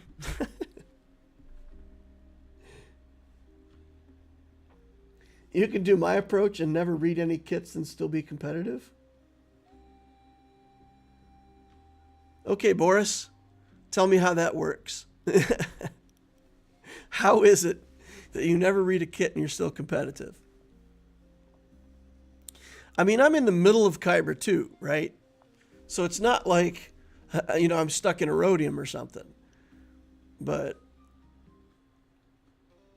if you've got a method, tell me what that is. Tell me what's your method for not knowing the kits and still being competitive. I guess in a way, I've been trying to do exactly that. So I've been using the SWGOH counters website to go in and look at what people are using to counter certain matchups. So if other people have figured out the right matchup, then I don't have to sit there and study the kits and figure out what kit works against another kit. Something with a 100% win rate, I can take that in with a pretty good feeling like even if I don't know the kits, I'm still going to be successful. But, yeah, maybe you got a better trick to it.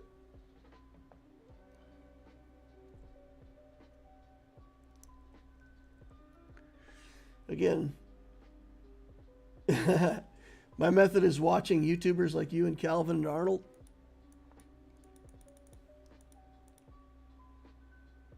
I only care about GAC, JQ says, for Zeta mats, but I'm within 100 of Zeta-ing everybody. I could take it slower.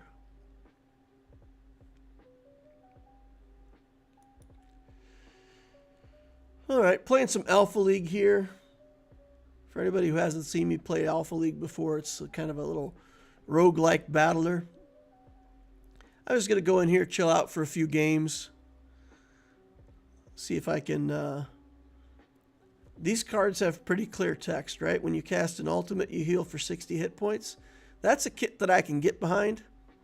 You know, I click a button, and then in the future, once I click that button, I'll heal 60 points when I do an ultimate. Play a game I can understand. JQ says, got to see how I do in my own arena. Good luck, DL. See you next time. Thanks, JQ. Appreciate you, man.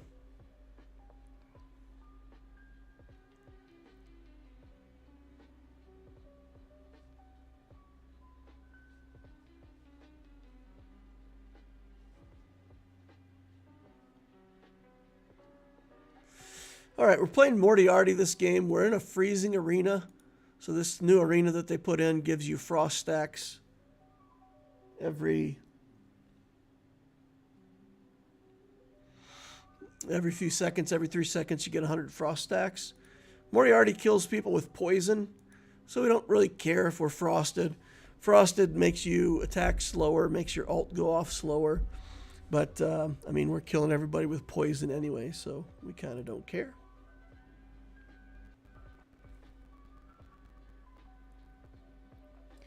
Jar Jar says, I find I can beat a team if I have that team, because I understand how they work and I can use them rather than the theory.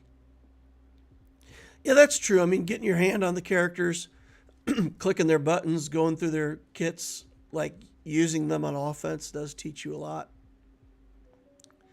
Does teach you a lot about how the kits work. But there's some teams like the Queen Amidala team. I still can't tell you where the damage comes from. Like when I read Queen Amidala, it's a wall of defensive text. When I read Qui-Gon Jinn, it's a wall of defensive text. When I read Padawan Obi-Wan, a wall of defensive text. And yet, you go into battle and you fight that team and they're just hitting for thousands, you know, out of nowhere. Tens of thousands. So I don't know if just like the multipliers on the characters are so high that they do that much damage, or if somehow like the combination of buffs gets buffed by something else. I don't know. So I know kind of what the team does, but I still, to this day, I can't tell you like the damage that comes out of that team is much higher than what I read out of the kit. So either I don't understand the kit, or like I said, maybe the base damage modifiers are just different than what I understand. But yeah, so I mean, I've taken that team on offense, I've put it on defense, I've fought against it on defense. But I still don't have an understanding of how they get so much damage done.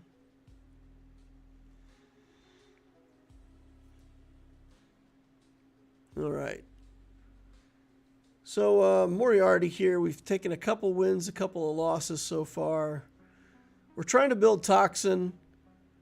The Frost is from the map. Frost is not actually in the skills for this setup. So what I would like to do is get a little bit of Inner Fire to go along with my Toxin. The damage that we can get out of Inner Fire is also not affected by Frost. Inner Fire and Frost cancel each other. So we'll stay ahead of the Frost curve in the arena if we can get a few Inner Fire skills. And again, kill people with poison. So that's the idea. She's going to ult me again and I'll die. Yep, as predicted. Jar Jar says, I complete the Cal event every time but never know his kit. Yeah, the Cal event changes drastically if you get the Omicron. If you get the Territory Battle Omicron onto Cal, whenever you do the third skill, the secret skill, whatever you want to call it, everybody on your team gets massive increase to offense. So you insta-kill one of the guys on the first level, and then when you go into the second level, your character's damage is like doubled. And you easily beat the second level. Okay, we actually hatched our egg here. We got an Easter egg. It incubated for 4 turns, and we got Poison Blast. So we got the legendary skill for Toxin. So now our job is to pick up some healing, some hit points on our drones, some things like that, to make combat take as long as we possibly can. The Poison Ult is one of the worst legendaries. It doesn't apply until 5 seconds into the battle. So early in the game here, basically 5 seconds into the battle, we'll apply an extra 800 stacks of Toxin and our opponents will die very quickly.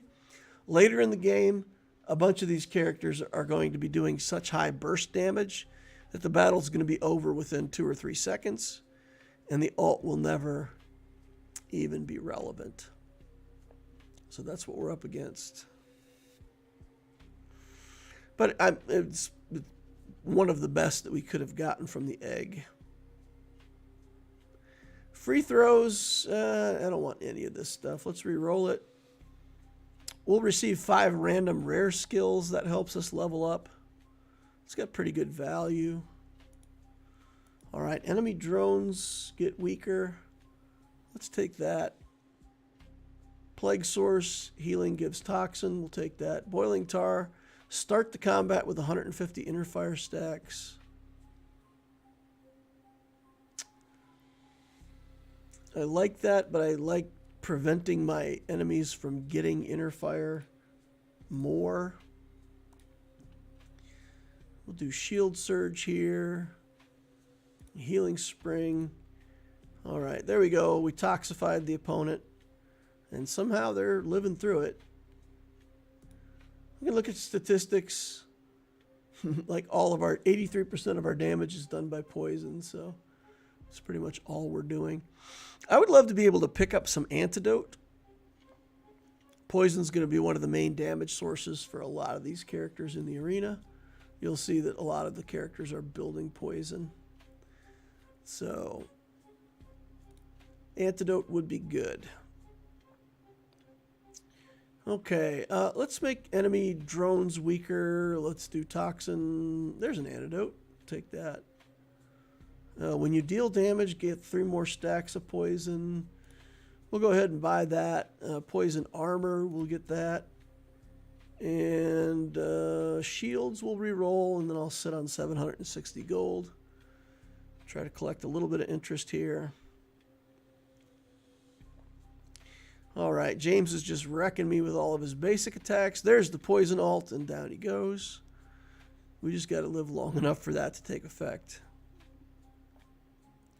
Like I said, it'll be really good in the early game. It'll get us a good win streak. But then in the mid to late game where people start getting a lot of burst damage, we're going to be in trouble if we don't get... I think we probably want the shield alt eventually, just to make us invulnerable for 1.5 seconds before we die. We'd like the toxin if it makes it to us off this carousel, but probably the toxin and inner fires will all be taken. We'll probably be relegated to crit or something. Oh, okay. Take the toxin. Nobody's taking it. We'll take it. Get our first level. Trigger the passive every 0.6 seconds. Sounds good. Stack up more poison stacks. Preemptive poison, we'll take that for sure. Gear rewind, we'll take for sure. Healing suppression, we'll take. When you deal damage, do more poison. Okay, Spear of Healing activates another healing source. Plague Brand we'll take. All right, we're spent out. Our money's all gone. Try to beat this Aloya here. And we do. Okay. We got to 24 toxin. We've got the opportunity to level up a little bit here.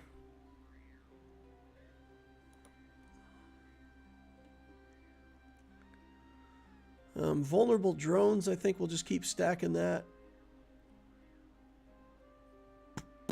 More shield stuff. One more shield skill gets us a level. Let's do that. And, oh boy, a bunch of attack stuff that we don't really want. We'll start saving up a little bit of money again. A little bit. Beyond godlike. Sounds good. Ooh, are we fighting? We haven't fought this guy in a long time. I feel like our next battle's probably against the other Moriarty. Let's see. Who do we fight? Oh, Dabtastic.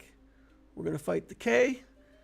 Spaceman. All right. We should beat the Spaceman with our Toxic. Shouldn't be any problem. We'll take Spell here just because eventually I want Spell. Don't really want any of this, even though this has Toxin on it. We'll take it. We'll take it. We'll take it. 64 on the drones. We'll take it. Gear Rewind is bigger. Ooh, I want the radar malfunction, though.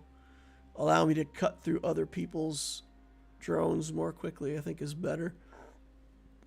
I think instead of trying to stay alive, I think we're going to end up trying to go with burst damage with this build too. All right, there's the big bowl of toxin for our enemy. Look at that. He still almost killed us. We still almost died to that nonsense in the amount of time it took for that ult to go off.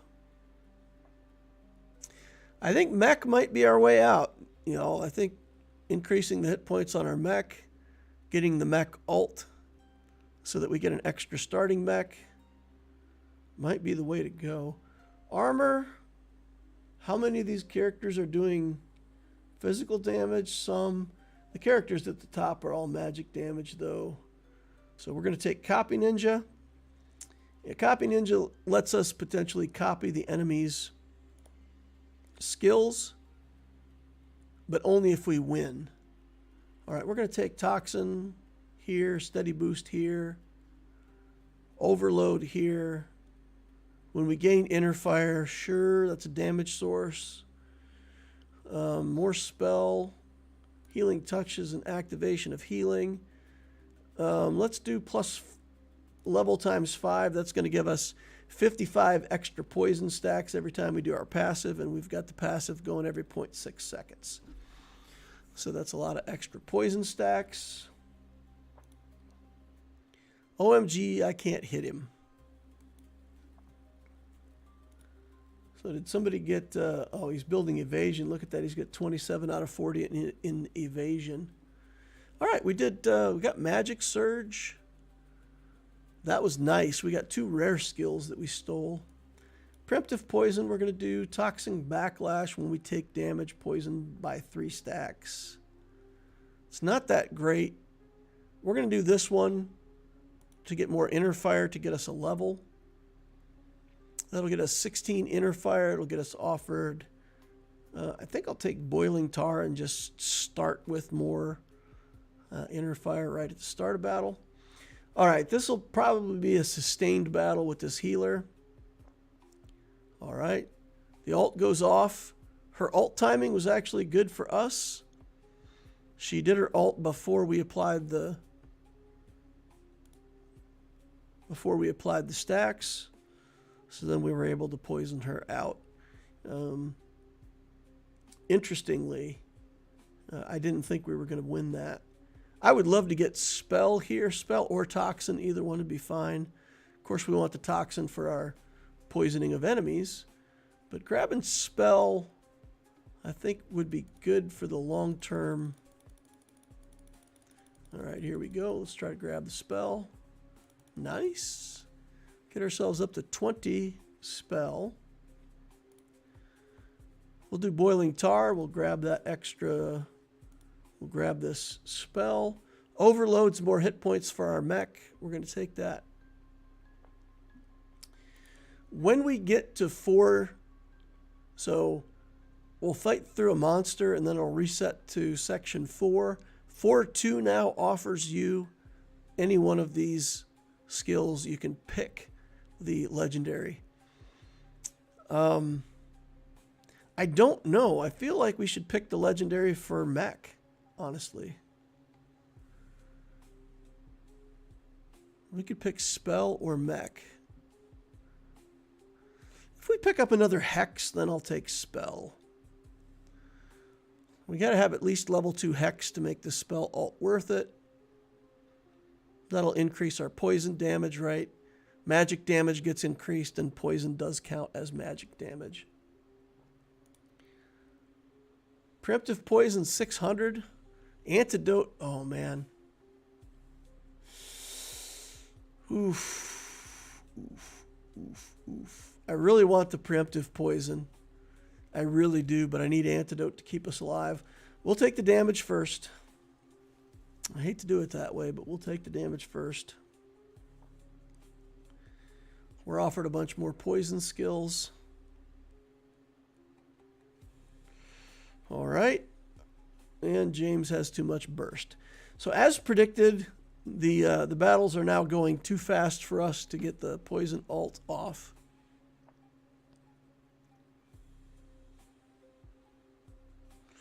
Yeah, I think we got to take the mech finisher if we want any chance of staying alive. The mech finisher would help us stay alive. The spell finisher would get us a spell at the start. The healing is like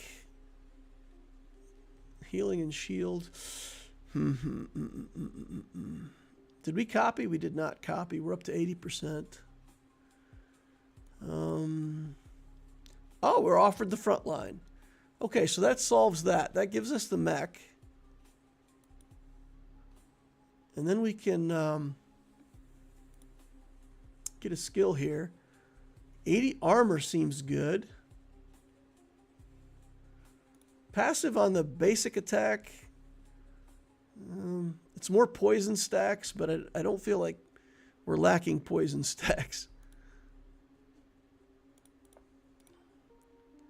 Preemptive shield, that's nice. Take that. All right, so what do we take here then? Arcane Storm gives us the ult off the bat. Solid Miracle prevents us from dying. Judgment Day. We're going to take Arcane Storm. We're going to go for the burst. We're going to go for the burst up front. We'll take more Inner Fire. And then we'll look for more spell stuff.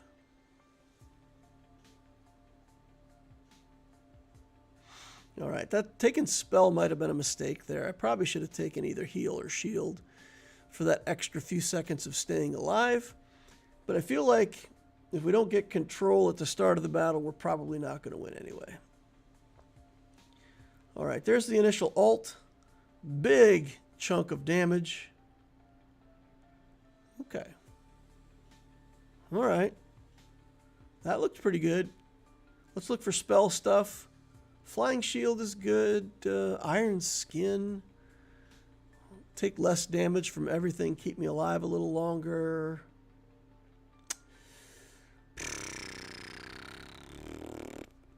Just getting Toxin to 40, I think we really want to do. Getting Inner Fire. Yeah, I think we've got some time. We can still collect interest. We haven't gotten any artifacts that prevent interest. So now we're 2 away on Toxin. We get the Carousel. We get Spell. Nope, we're going to get Crit. That's okay, though. Crit will give us a level. It's fine. Maybe we'll get something else there that's good. Level 18. Toxin and Inner Fire. I would like Iron Skin here, but I'm going to reroll. I'm going to reroll again. And we're really going to try to get a Toxin and an Inner Fire. Let's take this. Here's Antidote. Now we're looking for an Inner Fire skill of some kind. If we can find one. There's one. We need one more Toxin. Ooh, we're going to get another level of Hex, though. That's pretty good. All right, it looks like Arcane's paying off pretty well. Getting that initial burst of damage has helped. Here's our other Toxin. That'll get us a level. Let's see what else we can get here. Poison stacks plus 30% passive. Normal attacks trigger the passive skill. Duration of the ultimate plus 3 seconds.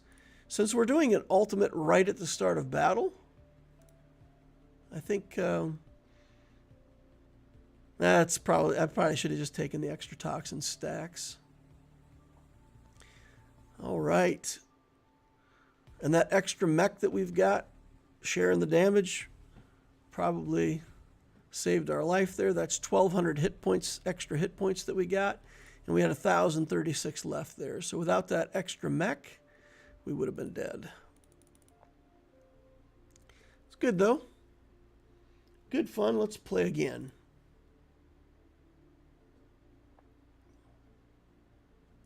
Is D&D starting an hour earlier? Didn't know if there was a new schedule now on YouTube as well.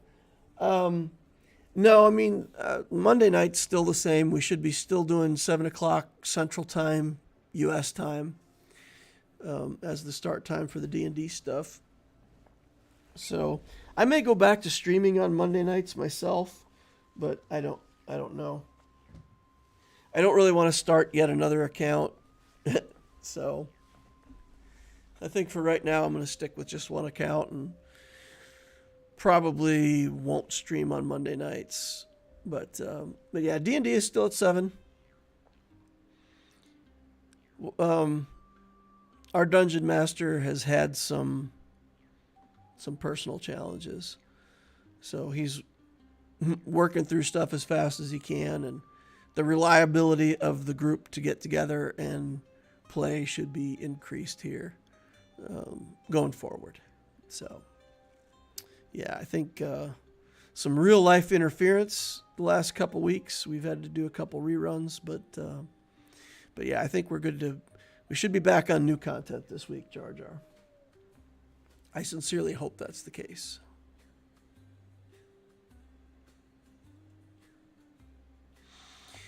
Okay, we're in the Oasis. Poison stacks every 3 seconds.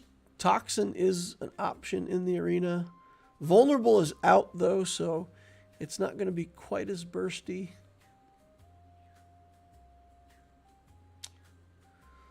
We could do the Frost Champ, but taking a Frost Champ into the Toxin arena is kind of risky.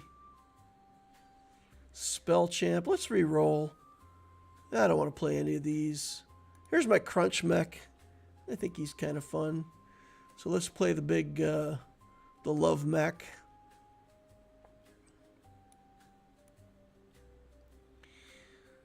His thing is just basic attacks all day long. So the way I like to play him is use a different damage source other than attack damage. So I'll get health. Health will automatically give me good attack and attack damage. And then I'll work on a second damage source.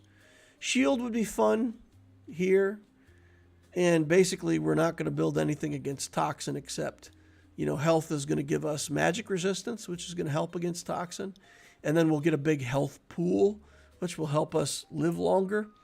So basically, we're just going to use our health to try to combat the arena itself. And then we have to try to figure out what else we're going to do.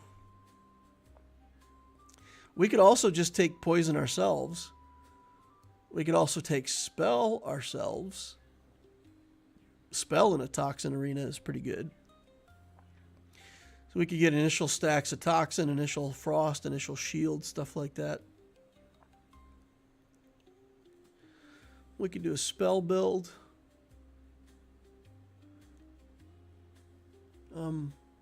What are we looking at for Frost Champs? I mean, people will build Frost, but there's no champs here that are dedicated to Frost. So maybe we can build weaponry. Attack damage is really good on like 95% of the characters. I would take this boxing gloves right here. That would help a lot. But we've already got a champion with high attack and very slow attack. So getting more attack isn't really the answer. More attack speed would be good. I feel like we're going to want this. Night Owl says we've got to level up. It'll give us 700 gold when we get to level 5. If we want to get to level 5 more quickly, we do that by gaining interest and buying more skills, rather than trying to go on a win streak. So we'll sit tight here and try to grab a couple skills or a couple rounds of interest. And then we'll start cranking out the skills.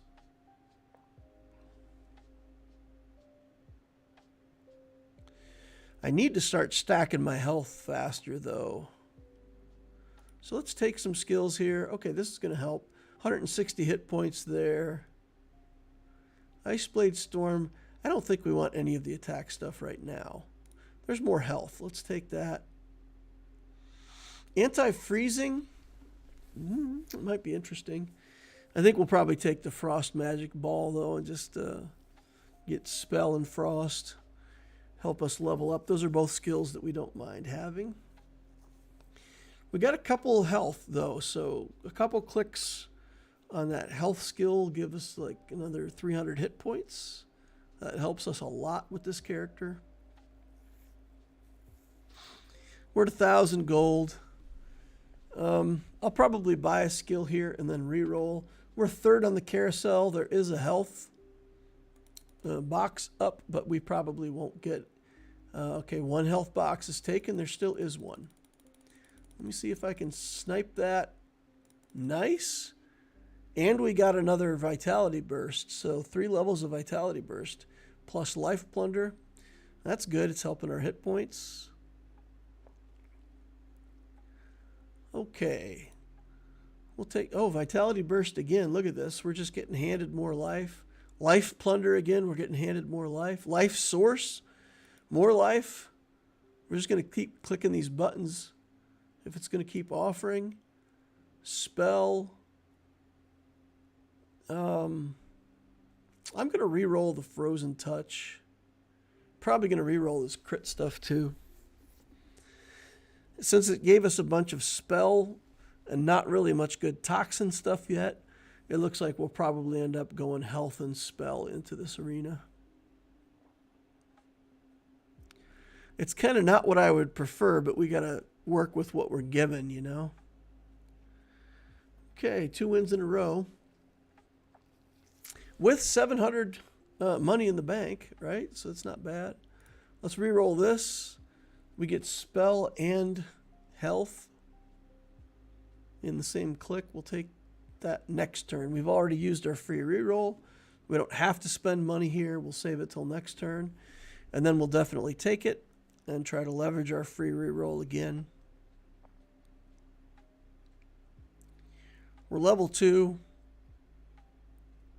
Feels like a long way to level 5. If we could get Barrel Theory with our second artifact, I would like that a lot. We're up to 2,000 hit points. Protein Powder would be good too. I would take Protein Powder, just put extra hit points on this character. That'd be beautiful. But Anti-Bank, Barrel Theory, Copy Ninja, anything that would help us level faster, I think would be a great second artifact. We'll probably have to take something of lesser quality. We'll take whatever we're given, but I wish it was one of those higher quality ones. Okay, we'll take this. We'll take Magic Toxin. Life Plunder, again, we got to take that when we see it. Frost Giant we'll take. Reroll here. 960 gold. We got spell coming up, artifact in after the next battle. So we'll sit on 960 gold. We'll collect interest. We'll fight the next battle. See what our artifact is, and that will inform our decisions. Okay, 2,200. This guy doesn't end up as high health as Emerald does. Gaze of the Elder would be great, but we're not in a healing arena. There's no healing skill. Keep Hammering is pretty good. There's a lot better stuff that we could get, but Keep Hammering is a known thing, right? Like, it's right in front of our face. We can see what it is, so we can click it. Rebirth Flame, yeah, I think I'll take this ultimate because I can do that and get 35 gold. Let's go ahead and take Ice Barrier here, Fierce Counter here. Okay, we got a couple hits off of the Keep Yammering. That's nice. We can start trying to focus up on things that are just like health and spell. Okay, we got beat by Blade Runner. We're going to get 800 gold if we ever get leveled up. So let's go ahead and try to get leveled up. So we'll buy a couple things here. 15% life source, 30% life at the start of the battle. It's too good to pass up. Magic Mark we're going to take. We're going to re-roll here, look for spell books. Maybe we'll buy this. We've only got 2 crit skills, so it wouldn't be giving us much health. But maybe we buy it just because it's got a health symbol on it. Nope, I think we're going to pass. I think we're going to pass and look for spell books, because spell book would let us keep hammering. We got to get to level 4. Getting 16 in spell is going to get us to level 5, or level 5, I mean. So we're going to do that. We're going to do that. All right. Let's see. We've got Toxin here. We've got Frost, Shield. I think I like Toxin here. Certainly going to be better for us than Evasion. Hey, we sniped it from the other guy. Nice. All right, that gives us 6 in that skill. Puts us close to leveling up. Let's re-roll this looking for spell books. We found it. We can keep yammering. Keep yammering. Keep yammering. I know it's called keep hammering, but it's more fun to say keep yammering. All kinds of spell stuff coming our way. We can wait. We'll take the hit points. He's got a new trait that says minus 100% magic resist in exchange for 1 mana regen. I've taken that skill before, and it really didn't feel to me like a very noticeable difference in the mana regen. So I don't think it's worth giving up 100 magic resistance for that skill. I feel like that skill is either poorly worded or it's not working as intended, one or the other. Okay, we'll take a health here, spellbook here, keep yammering. Spell and health.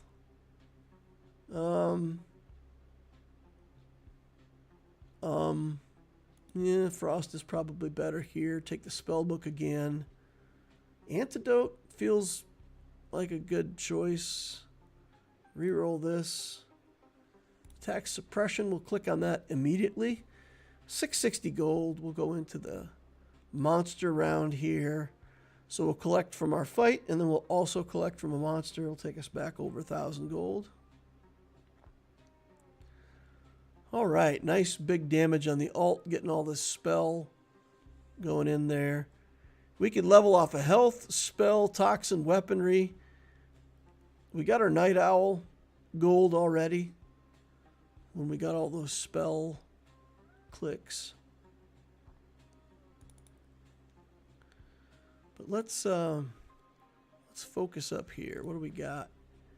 10 armored magic resistance for every 10% increased size. Sounds good. I am no longer a fan of the things that give you attack speed in exchange for penalties. I feel like the penalties are too high. Okay, let's take this and keep hammering. I feel like we're going to take Antidote here. We've made 560 gold by clicking skills, chaining together things for just hammering. We should do good damage against this enemy whenever we do our alt. So we're just kind of slowed down from all the frost and then do a lot of damage with the alt. That's why I was saying you can't really rely on... Oh, get 7 spell skills. I'm definitely going to click that. Okay, let's take the antidote here, even though it's not hammering. Let's take spell here. Let's reroll this. Reroll this. The antidote's too good to pass up. This has a health on it. Rebirth Flame seems good. We've used our free reroll, 970 gold. We'll take that next turn. I'm on a 3-win streak. I'm fighting against the guy who's only got 1 health left, so maybe we can overcome him here. We're doing nothing so far. Here comes the alt. That should be big chunks of damage flying. Oh, it's not. Does this guy have tons of armor? What's he got? What's Greasy got? I don't know. How is he so resistant to our ults? I guess he must have a bunch of shield stuff going on. Normal hit, poison stacks. Oh, 80 armor. Okay, he's got 80 armor from a trait. Okay. That's what was slowing us down. All right, let's take that. Magic Surge, too good to pass up. Titanic Power. Grab the alt. Life Plunder. Okay, we'll reroll that one next turn. 540 gold. We pretty much got to spend our gold now. Focus on getting wins. All right, hearts go in. And she'll get her ult before I get mine, so we'll see how this works out. Okay, I survived her ult, and she also survived mine. But we threw a heart. That one last lonely heart flying across the screen got her. Okay, we go second. I'm going to pick up spell here for sure. Spell. Got another hex. 34 spell. We're all in on spell. We want to max out spell. Get the spell alt. We've already got Titanic power. And then we can use our free alt, our free legendary on something like crit. That would be interesting. Okay. Increase our damage results. Anti-freezing, we got to go with spell. We're offered a spell book here. We got to click it. We're offered hex here. We got to click it. Magic mark. We got to click it. And we're offered Arcane Storm. All right, good. So then we can start the combat with the legendary, start it with an alt. Throw those hearts out right at the start of battle. Plus get all of these effects that say that, like, when you do an ultimate, you get all these effects. That's what we're really looking for. A bunch of frost and poison stacks, a bunch of extra attack damage, all the things that we get when doing an alt. Okay. He did take us to 0, and we got revived with 30% of our health with the Titanic power. If that hadn't happened, we would have lost that. Okay, Frost Plague is pretty good. It doesn't help with hammering.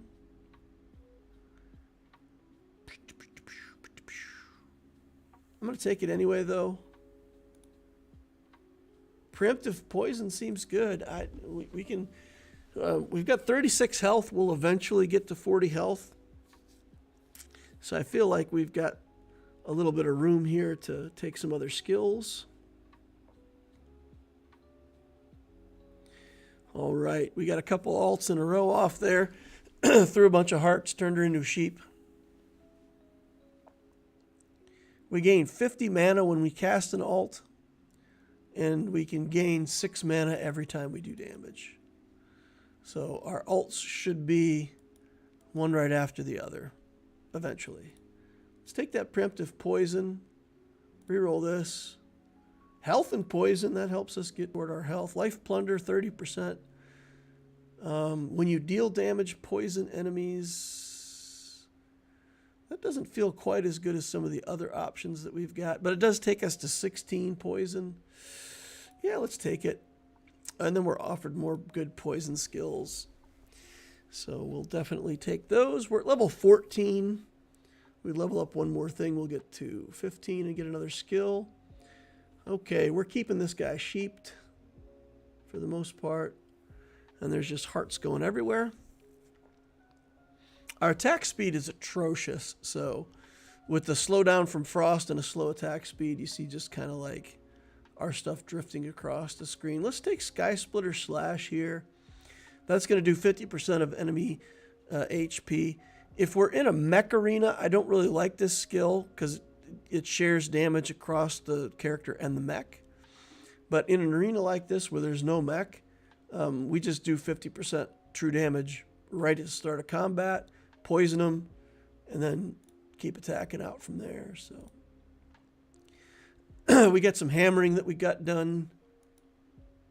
So we've got 945 gold from hammering so far. It's quite a bit of money. This tier is worth 5. This tier is worth 600. This tier is worth 700 on average. So getting, 1,000 money out of the middle tier puts us above average for our purchase there. Pretty good efficiency. All right, let's get this flaming weapon. Lucky Magic, when we cast the ult, we get more evasion. Since we're going to be casting our ult so often, that's pretty good. Evasion denying, I think we just take evasion training here. Vitality burst all the way up to 960 points, I mean. We got our level. We'll do more hit points. All right, here we go. So we're only at 7,000 hit points. Get off a couple ults here right away. Whew. Sheep after sheep. I personally believe that Hex is broken right now. I don't like it. I think that I think they need to change that Hex ability. It's if you can chain ults together like I'm doing right now, it's too powerful. Rebirth Flame versus more hammering. Rebirth Flame's pretty good here. Take it. Undying Body will take it. We'll re-roll the crit. And we'll be able to keep hammering. Although if we win the next round, it's over. Second is good.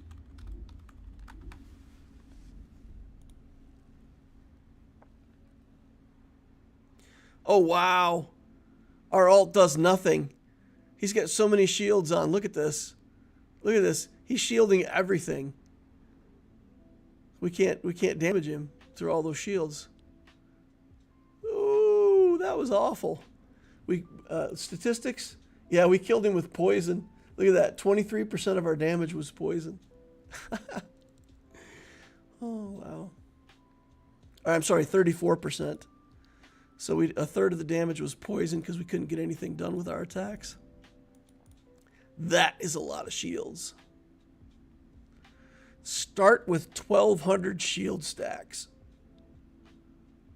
On damage, 40% chance to gain more shield stacks. And if he ever goes below 80 shield stacks, he gains 100 armor. Oof. It's a good thing that we built spell damage, poison. Like I said, all damage sources for him that are not, attack based. I've built him before where I get his attack speed up, I get his attack damage going, and then like against one character, I just come in there and shred him instantly with all the attacks.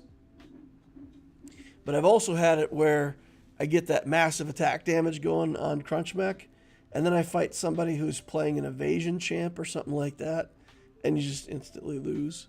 They evade all your stuff. Or like that shield champ, like if I didn't have all the magic damage, he would have beat me, no problem.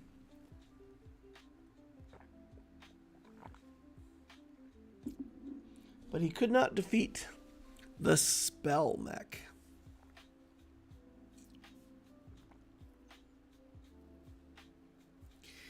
There's a tournament structure now for this game, but for the last 2 weeks, there hasn't been a tournament, an official tournament. So, in the future, after I get done with my Saturday streams, I will be doing a tournament stream for this game whenever there is the tournament. So it hasn't been up. I'm just getting used to the idea of streaming on Saturdays and then following it up with Alpha League. Get myself used to it, get my viewers used to it, and then we'll play in those Saturday tournaments. I'm practicing Moriarty. I need to get better with this champ. I feel like since the last patch, he has become one of the better champs in the game now. Especially in an arena like this, we will actually build Moriarty as a vulnerability main into this. There's no shield to cancel out vulnerables. We're going to put on lots of toxin anyway, just with our passive and other stuff that we're going to pick up. So toxin will be a damage source, but we're going to build this character to try to max out vulnerable. And then all of the poison stuff that he does, every time it hits, it'll hit for a bunch of poison damage, add on the vulnerable damage. And in theory, we will shred enemies very quickly. Almost instant burst damage. This is a healing arena. It's also frost. With vulnerable and poison, we don't really care too much about frost. And we're just going to have to either build enough damage to get through healing, or we're going to have to find a healing suppression artifact to help us with that, one or the other. And we're offered vulnerable right away. Bloody Curse. I'm going to take it. Reroll it. Healing Spring's too good to pass up. We'll buy that next turn. The way I've been playing Moriarty is I don't go for full interest right away, but I also don't go for like all-in skills. So I try to float like somewhere in the middle and keep buying him good skills. But I found that if I focus with him, and like in this arena, we'll get some Toxin, we'll get some of the other skills that are offered, and we'll just try to beeline vulnerable. The other thing that we could pick up here that would be interesting is evasion. But in order to make evasion good, you have to get the skill that allows you to dodge magic damage also. So if you get caught in the middle on evasion, where you've got some evasion but you haven't got the dodge magic, then we would lose to all these magic damage champions. Pretty much all magic damage except James. Okay, Gaze of the Elder, knockdown healing by 50%. I really want to take Blood Trial. I think that's good on Moriarty. But the likelihood that we'll see this healing reduction somewhere else later, like Gaze of the Elder later on, is pretty low. So I'm going to basically throw away my first artifact. We'll just reduce healing from other characters. And very late in the game, I'll be happy for that. But early on in the game here, I've literally just thrown away that skill pick. Toxin. Here we'll reroll. And we get... Light of Chance says when you dodge or crit, there's a chance that you do damage. It's a damage source. And when we're playing vulnerable, we want all of the damage sources that we can. Because again, you want to ping the character with a bunch of damage sources against the vulnerable. Because vulnerable adds on true damage on top of the damage that you do. So if you ping for 15 and they're vulnerable for 100, it's going to add 100 true damage on top of that 15 damage. And then it'll reduce the vulnerable stacks by 35% or whatever the reduction is. So you just want to ping with a lot of damage. So we have to take this Light of Chance here. Curse Surge, of course, is the basic unit of vulnerable. Spell Sharpness creates vulnerable. Devouring Blade creates vulnerable. We'll just keep taking instances of vulnerable. We're down to 360 gold. I'm not willing to keep spending. I didn't get to use my free reroll because it just kept giving me stuff that I wanted. All right, so you can see that we've got a few stacks of vulnerable all the time. We're staying like somewhere between 10 and 20 vulnerable stacks. But then look, our final damage, even with that just low amount of vulnerable there, we still 25% of our damage came from vulnerable with only 4 skills. With only 4 skills in vulnerable. So that's going to be our main source of damage. There's no way that vulnerable box lasts until the end. Although, I mean, people might take healing. I imagine we're going to get Frost. No. All right, well. I guess we got to take healing. I'll run away from the box and make it come to me. Just for fun. All right, so we've got Heal Spring, Heal, Spear of Healing, Healing Suppression, Bloody Curse. Spell Sharpness is pretty good, but just healing is pretty darn good right now. Early game, that's good. Frost Plague we'll take. It's got a poison picture on it. Life Tide gives us another way to create healing. Yeah, attack suppression's too good to pass up. Felixir's Spell. Do I want that? I didn't figure out if I wanted it in time to re-roll that round. I don't think I want it. I don't think I want crit. Spell crit. I don't think our build is really made for that. All right, so how are we doing with vulnerable versus poison damage against James? Let's take a look. 27% of our damage from vulnerable. Okay. Let's see. Is there any way for us to get health or... there's really not.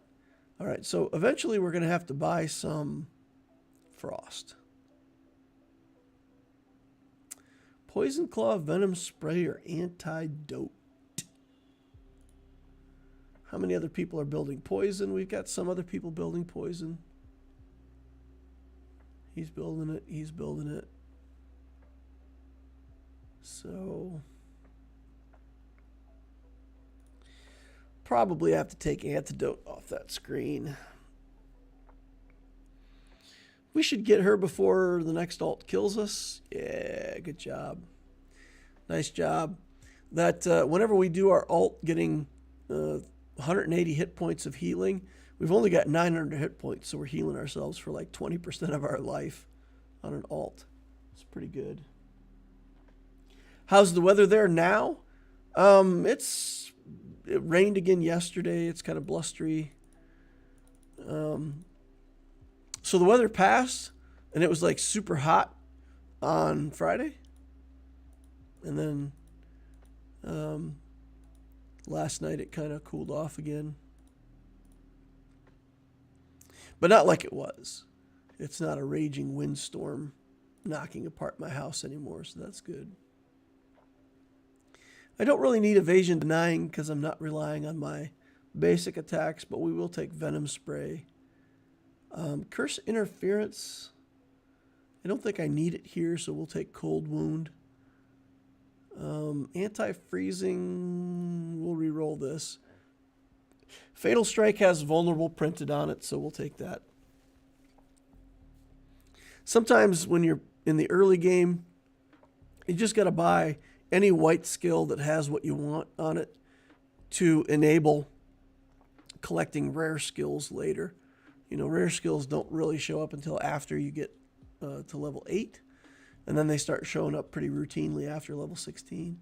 We're offered vulnerable skills, so that's exactly what I was talking about. The ability for this to go ahead and generate 6 of these skills for us is going to take the pressure off of us to find that in the shop. So that's nice.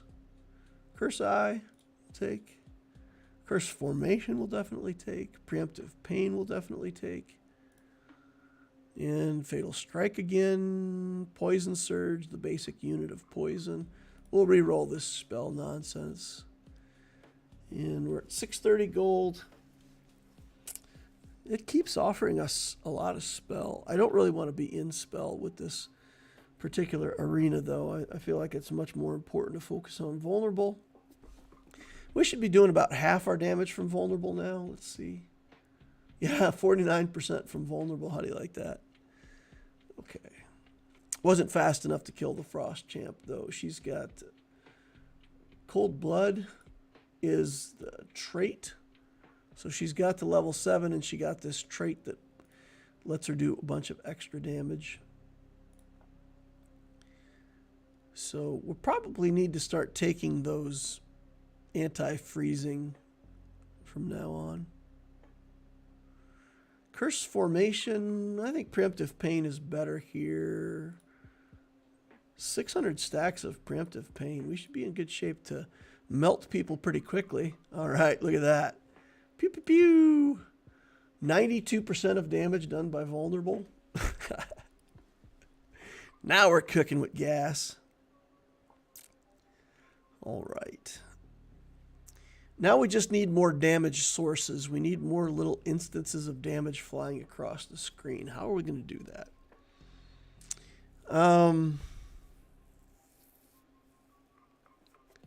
Maybe at this point we can start really looking at healing as our secondary stat. We're going to have to take evasion here just because that's the only boxes. The last 2 boxes were evasion, so we're stuck with it. Okay. Aggregated Outbreak. Every extra 20 stacks gives more damage. I think that's what we want. Okay, let's keep taking vulnerable here. Vulnerable. Vulnerable. Take our free reroll here. Ooh, do we go for more vulnerable or do we go for more healing on an alt? We've got garbage hit points, right? So maybe more healing on our alt is pretty important. It keeps giving me spell. I don't really want to be in spell, but it keeps giving it to me. Okay, here we go. Revival breath for healing. Life flowers every 2 seconds. What we need is the other healing skill that lets us do damage upon healing. Antidote. Everybody's got some poison by now, right? So let's just antidote it up. All right. We're in a good position to get level 10 here, right? 1 evasion, 1 crit, 2 healing gets us level 10. And then we can take a look and see if we want to go back to collecting interest or what we want to do. Let's re-roll this. Spell Frost I like. Revival Breath I don't really want here, but I'm going to take it. All right, Healing Light Spear. That's what we were looking for. We definitely want that. Evasion Training. I didn't plan to be in evasion, but it's a level there. This gets us a level. Passive every 0.6 seconds. Let's go. Yeah, this Frost Champ just gets too many stacks, and she's got good traits. Really landed on good traits here. And they got copy ninjas, so they're copying. That's probably your winner this game. Inspiration, 32 random skill XP. Let's click it. And we go straight to 40 on crit. Let's grab a healing suppression here. We'll re-roll this crit, which will allow us to get the crit alt, which we will take. I don't really have any crit skills. I've just got 32 free XP. But that got us basically 8. We had 8 already, right? So it got us a level at 16, a level at 24, a level at 40. So it got us 3 levels and the alt. And the alt hit. So the alt and then 2 small sources of damage with all the vulnerable stacks was a burst kill. I don't want to be in evasion, but it keeps giving me evasion training. Let's re-roll this crit. I don't care. Crit denying. There's not a lot of Yukimuras in here. All right, so how do you like this, guys? We've got Moriarty, Toxin Champion, with 10 points in Toxin. Look at this. Pathetic. But once again, the Sky Splitter Slash for half damage is a really big deal. And it still took us 8 instances of other damage to kill that character. Wow. Toxin's good for us here. Healing would be... Oh, no. Okay. I guess we're taking Frost. I suppose we should have just taken evasion there, right? Because it keeps giving us evasion stuff. That was a mistake on my part. I should have taken evasion. Let's re-roll that.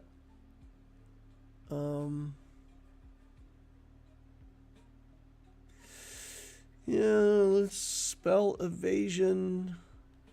Healing evasion. 2 points of healing.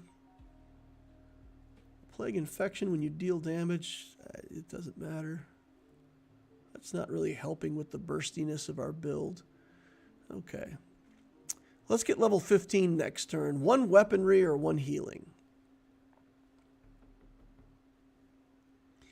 1 weaponry or 1 healing. Right now we're playing for second place. The anti-freezing is good.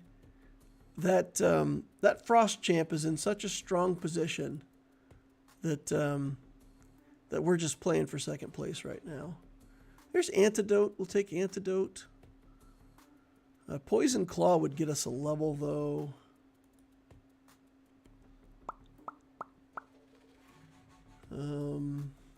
We should be able to beat this mage, right? Half her life, and then... Oh, wow! That was a big chunk.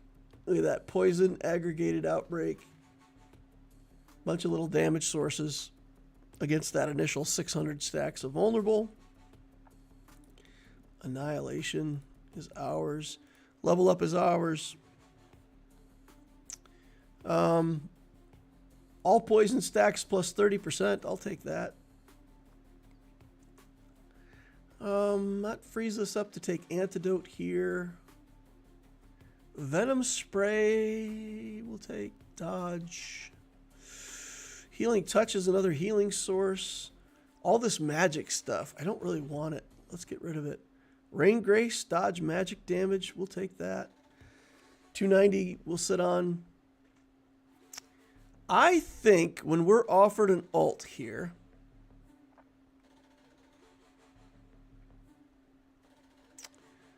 vulnerable ult is probably the best thing for our burst damage. Going into an Arcane Storm. Wheel of Fate would give us dodge. I think we got to go for Erosion, though. Let's just stick with vulnerable. It's another damage source. It's a damage tick every 4.4 seconds. I think we just need to stick to the plan. Cold Wound gives us some more frosting. Spell Sharpness. Evasion Training we'll take. Dodge magic damage. Evasion denying, lucky magic. We'll click, we'll reroll this. Okay. It's kind of, I don't really want to, oh my goodness. Oh. One-shotted, y'all. Dat Mage put the electricity bolt right through the middle of our heart. Yeah, I don't... Other than getting evasion...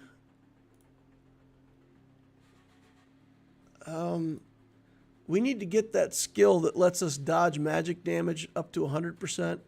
And then, you know, get a lucky dodge against her first lightning bolt. That's kind of like our route in to beat that character now. Or to get the healing... to get the healing legendary. The healing legendary would also be a way out. Okay. Beeline healing legendary. That's the new plan. Curse Surge, Curse Formation. Who are we fighting? We're fighting the Frost Champ again, so I'm going to sit on 310 gold, collect interest. We can afford to lose one more battle to our Krilla. Maybe she only kills us with that lightning bolt on a crit. She's got the extended crit range. So really good chance that she's going to get that crit every time. But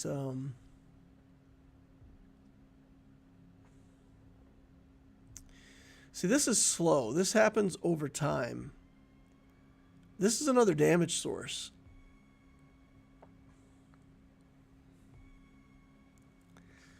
Yeah, I don't think we're going to get to 40 healing fast enough, so here's what we're going to have to do. Let's just...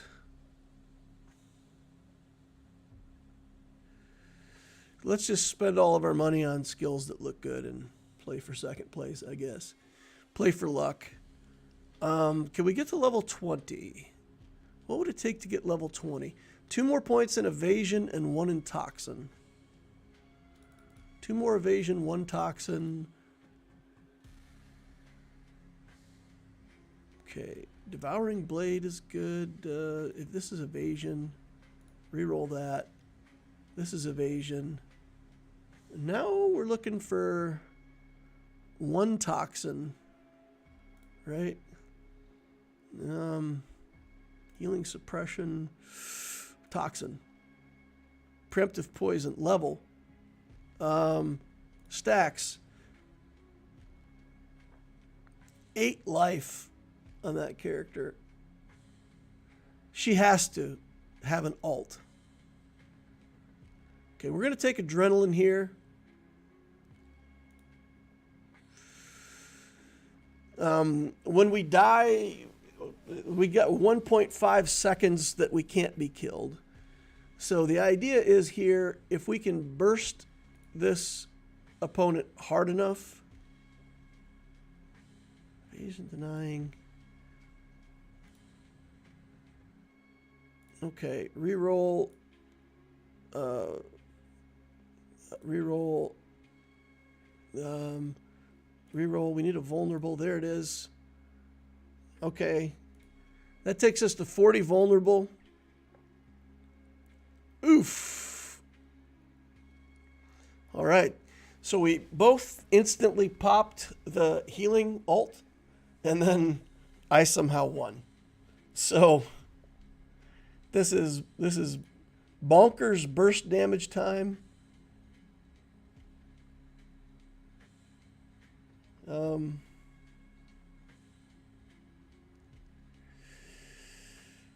This is a level. I don't know. All right, here we go. Insta-kill, healing ult for both of us. And somehow I'm winning out during that healing ult. Nar! I wasn't fast enough. The other player was just closer to the box. Nothing I could do about it. Here's more Hex. I don't think that's really going to help us. Cold Wound would be good. We'll take Cold Wound. It's more Frost stacks. We've already got 300 stacks of preemptive Frost. Try to slow down her ability to get a second ult. But, yeah, I just got to win one more time. Just got to win one more time. Here we go. Insta-kill. Oh, she went into her ult before I went into mine, but I did more damage while she was ulted. All right, first place. Moriarty, vulnerable. Y'all. That's how I'm playing Moriarty these days. The toxin's good, but he's already putting on so many toxins from his passive anyway. You can get that as a damage source. You can get it as triggers, all that stuff. And you can focus on, if you built Moriarty like a normal Moriarty right there, he would not have had enough burst damage to deal with that mage. Jar Jar says, nice. I'll play a couple more games and then I'll head out. That's going to be it for me for today.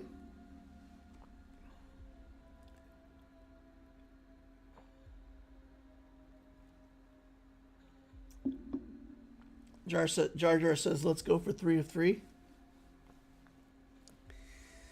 You want to see 3 first places in a row? I think it's a legitimate strategy to play for second sometimes. Like, there's arenas where the opponent just gets away from you.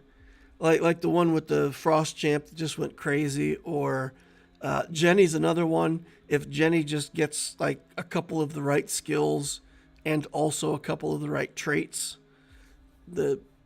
by level 10, she's just not, I'm not going to say unbeatable, but you know, I've had plenty of arenas where one person just through luck gets completely off the hook. And you just play for second place. All right, this is interesting. We've got a Inner Fire arena with an Inner Fire champ. Spell is out, so I'm actually not going to do this. So if there was poison, I would take Helsing. If there was spell, I would take Samuel. But because Spell and Toxin are both banned, I'm just going to play my Crunch Mech. And we're going to play a similar thing here. So last time we played the Crunch Mech, we played kind of a Spell Crunch Mech, right? This time we are going to play an Inner Fire Crunch Mech. So we are going to build Inner Fire, and we're going to build a little bit of Vulnerable, and of course health, because we're a health champ. The whole idea of this champ is around health. So we're going to take health skills. If we get stuff that makes our mech better, we'll take that. So we'll kind of do a little bit of a barrel build, but the idea at the end is that we're going to be an Inner Fire champ. There will probably be more Inner Fire than any other skill if I get offered the right stuff. Frostfire Storm, we're going to click that right away. Frostfire Storm is a damage source. Every 1.5 seconds it deals damage equal to 10% of the stacks of Inner Fire and Enemy Frost, but it has a minimum of 15. So even if there's no stacks of anything, we're still going to get 15 damage every 1.5 seconds. And that's pretty nice to have in the early game here. All right. Monkey, an Inner Fire champ into an Inner Fire arena seems pretty good, right? So, not surprising that we lost that. Barrel Theory, let's go. My favorite. The way I like to play Barrel Theory is to collect full interest until level 5. So you build your character pretty slow. You get to level 5 pretty slowly. It takes you almost until the second carousel. But then you hit level 5, you hit level 10, you spend all your money, and you never lose again. And then you get level 15 pretty quickly. So that's going to be the plan. We're going to take Blood Rage. Self-healing body seems the best there. This has got a health symbol on it. And we are going to take health. We want Inner Fire, but we're going to take health over Inner Fire in that, because we had the health with Inner Fire. But we prefer health. We've got to get at least the first couple boosts. If you play Crunch Mech and you don't get extra health, you will lose quickly. So we want to be an Inner Fire champ, but unfortunately you've got to stack the hit points or it's a losing proposition. So here again, we're offered Inner Fire and we're offered health, and we got to take the health thing first. Anti-freezing. If we want to stack Inner Fire, we have to take anti-freezing. We're at 520 gold. I'm just going to sit on it. We're going to gain interest. I want to use my free reroll, but we're just going to have to gain interest. Let the barrel work. Barrel Theory, for anybody who doesn't know, whatever your lowest skill is gets +2. So every time you see a card phase up here, you go to a skill pick. At the start of that skill pick, it's going to take 2 points. You don't get a skill, but it just adds to your level. It helps you level up your character very slowly over time, kind of filling up all of those skills. We get to pick second. That's going to let us pick health here. That's fantastic. We got a couple good health skills. We got a life plunder out of there. Looks like we got a second self-healing body too, which is nice. And then an Undying Phoenix, which is going to give us a few Inner Fire stacks. Okay. 780 gold. We're waiting. We're going to wait. We're going to collect money off of this next battle, and then we're going to go into the next fight after that, and then we're going to go into a monster. And so we're just sitting on our money. Sitting on it. Is this a lose streak game? Crunch Mech is actually pretty good in the early game. If I could have spent on some skills and gone on a win streak, I would have liked to keep that.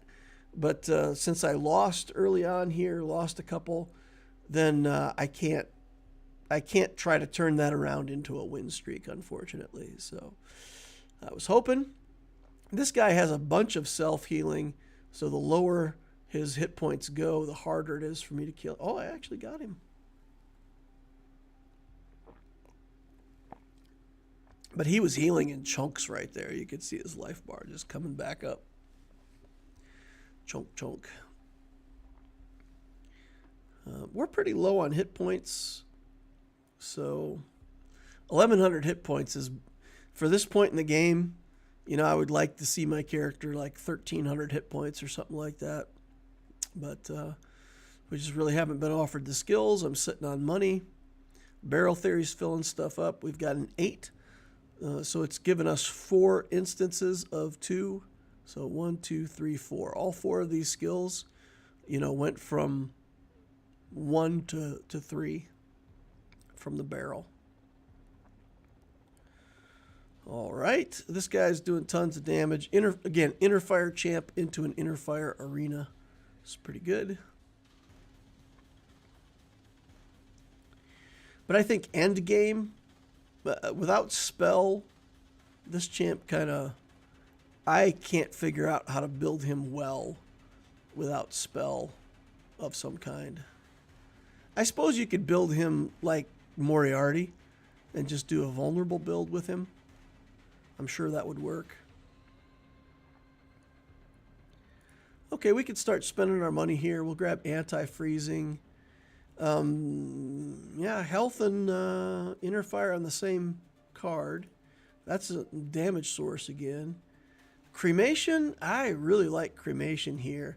Even though I want inner fire for myself, reducing by 10 stacks in an arena that's already giving. So even if people don't have inner fire, they're getting automatic stacks. So we will be reducing that. Frozen touch, again, let's cut down on the amount of healing that the amount of inner fire the enemies can get. Cremation again here we'll take. Curse Surge, Cold Wound, we'll take Curse Surge. Okay, 890, money.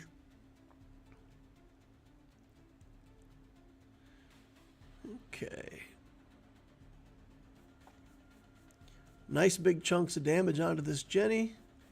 And she just really didn't have a damage source yet. So she was doing okay with her healing, but she hasn't got her damage sources online yet. So that's okay. Barrel's going to throw 2 into shield.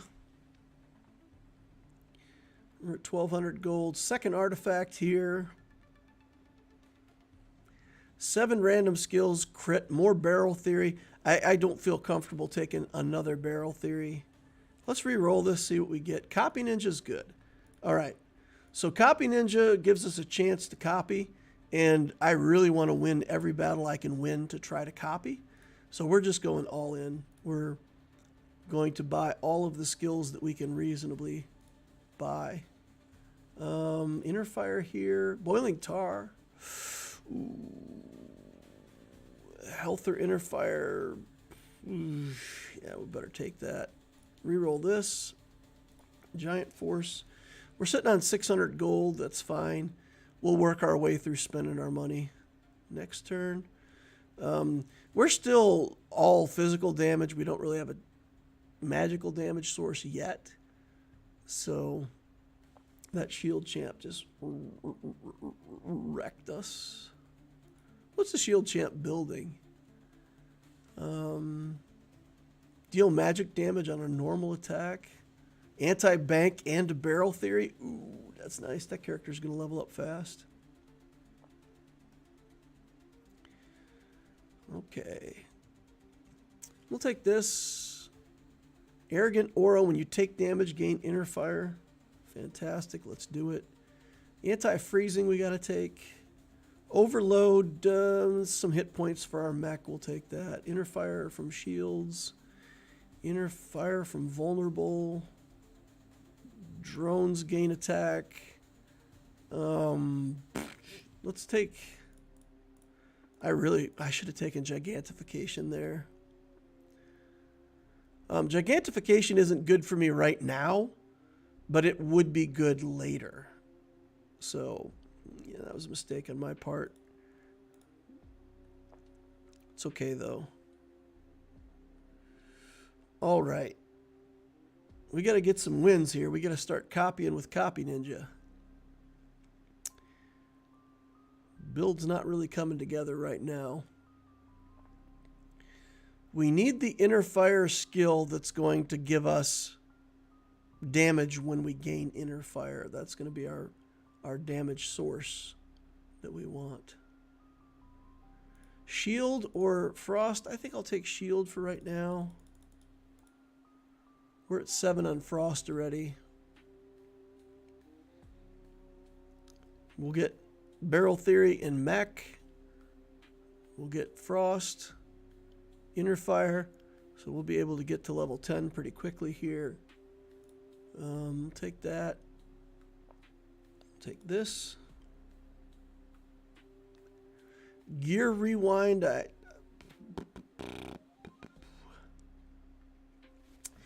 I kind of want it. It gives us more hit points to share on the way down. Although it doesn't give us hit points ourselves. And we're only at 2,000 hit points on this champ this far into the game. You know, this champ needs to end at like 10,000, 12,000 hit points to be fully functional. And we're way behind the curve on our hit points. So maybe we gotta get that hit points whether we like it or not. Yeah, I think so. I think we just need the hit points for ourselves. We'll get offered that mech. We'll get offered the gear rewind again later somewhere. Anti-freezing again. Feel like I got to take it. I really need to get inner fire to 16 and get offered that skill so that I can start doing damage on inner fire stacks. I need that badly.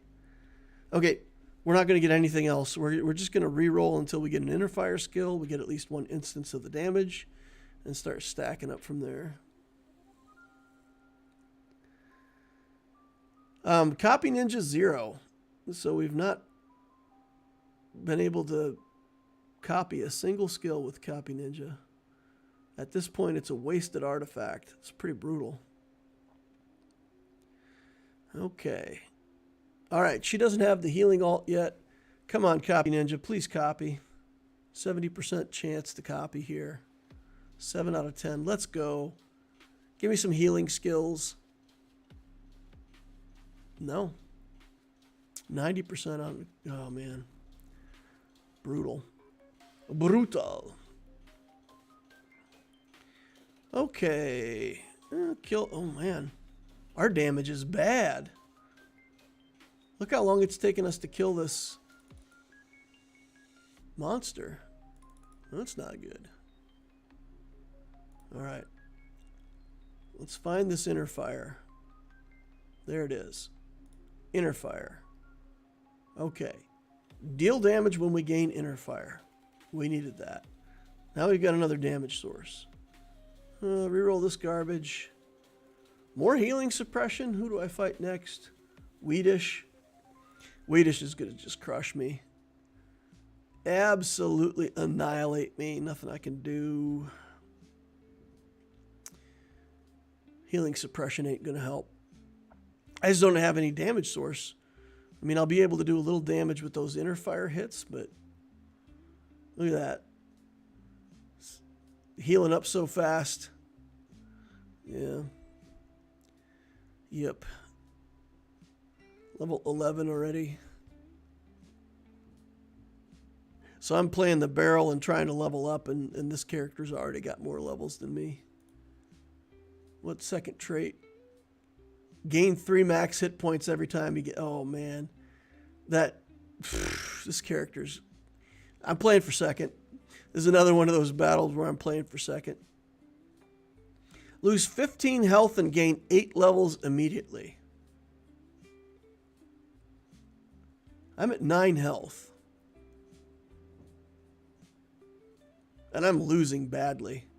All right, let's do it. Let's take a stab.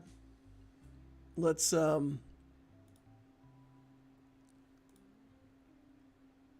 pray that this is enough. Buy some skills here.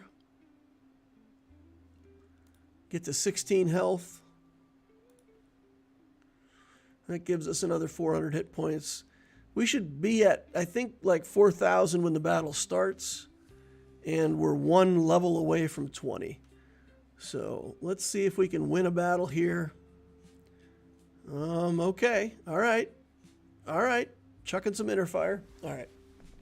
Good. So if we can win a couple battles here, get a couple copies on Copy Ninja, get level 20, get gigantification. It's a lot to ask. All of these things need to come together. It's a lot to ask. 4,000 hit points on my champ is pathetic.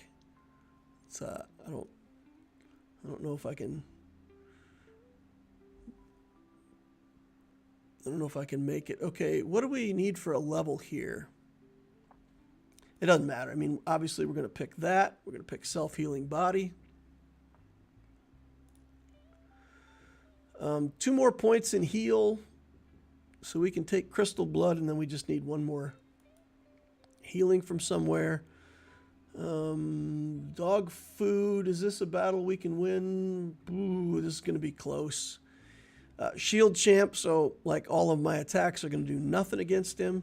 But we've got inner fire as a damage source now, so you can see all those little pink fireballs flying across the screen. Those do magic damage, don't they? Are those doing physical damage? No. Is that right? Oh, deal 50 physical damage. Oof. Each... Yeah, okay. It is physical damage. Yuck. Oh. All right, 25 health. Gets us another skill. 10 armor and magic resistance for every increased size. Let's just take gigantification. Let's get gigantic. We have a chance that if we go on a win streak here, we can actually get to level 25. If we get to level 25, get another skill. Then we're... and got chances that something's actually going to happen. We've only got 1 more purchase here. Begin with another 150 stacks of inner fire. I'm going to take that. We will take 150 initial stacks of inner fire, and now we just got to rely on Copy Ninja. Barrel Theory will be filling up these skills towards 16, but we got to get Copy Ninja to work. I mean, Copy Ninja's been absolutely useless. What, 3 skills on Copy Ninja the whole time that we've had it? If we would have instead copied like 12 or 15 skills, we'd be on top of this game. But all we're getting is increase in Copy Ninja % chance. This is going to be close. I think he's got us. 7th place or something? 8th place, dead last. Oof. So close, so close, so close, so close. I feel like we were at a turning point. It was a big risk taking that blood trial there at the end, but the build didn't come together.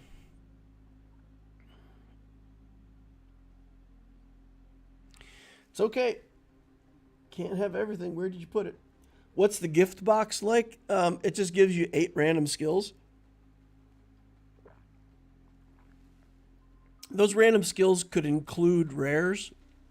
So I think, or maybe 7 skills or something like that. At different levels, the box has different amounts of skills in it. But it's okay. I mean, for the type of build that I was building, it would have been fine. We could have used that. But I thought if I could get to level 20, get 2 traits, so get 8 levels from the sacrifice, and then get to level 20, that maybe I could turn that around. But yeah, we didn't. We didn't get it. We just didn't get enough health on our character was the problem. Like, if we could have got ourselves up to, 8,000 health or something like that. We could do Moriarty again. Or I could do... Let's see. Maybe I like Asuka into this better. This feels to me like it's going to be a very magic damage heavy round. So if we can get Pluviophile, if we get lucky and get Pluviophile early, that'll, every time we ult, it gives us 10 magic resistance. Look at this. We've only got, well, Yuki and Malachite are the only champs that aren't going to be doing magic damage. So if we get Pluviophile early, we'll be in good shape. If we don't get it, it's questionable. Questionable. There's no shields either, huh? Interesting. So spell, I don't mind health. I don't mind vulnerable.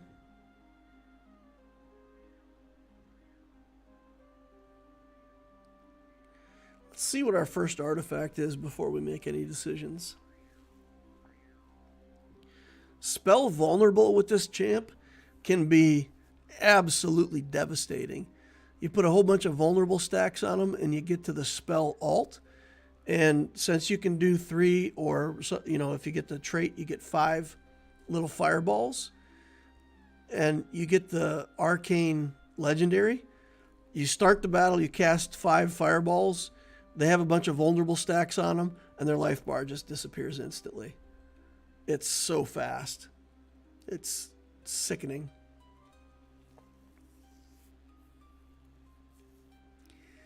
Let's see if we can pull that off. We'll go for vulnerable. We'll see what our artifact is, but maybe we'll go for like a vulnerable spell build. See if we can pull it off. 400 gold for a random legendary skill. Crit is okay. Vulnerable's okay. Toxin would be bad. Frost. Spell, heal. There's a couple alts here that we really don't want, but I'm going to take it. Frontline. Frontline is going to guarantee us early wins, right? We're going to have a 1,200 hit point mech extra at the start of combat, and that's as many hit points as we have as a character. So we'll have 2 mechs.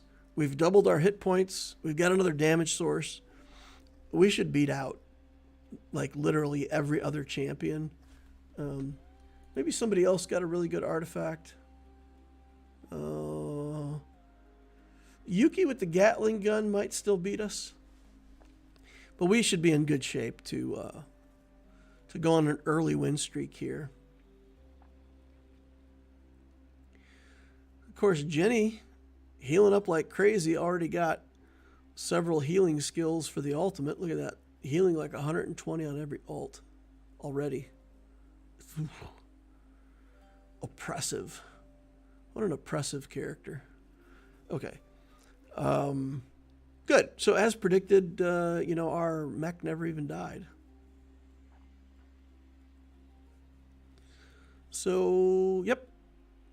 We're chilling. We're just waiting on money. If we go on a win streak, if we get like 3 wins in a row, I'll probably spend into my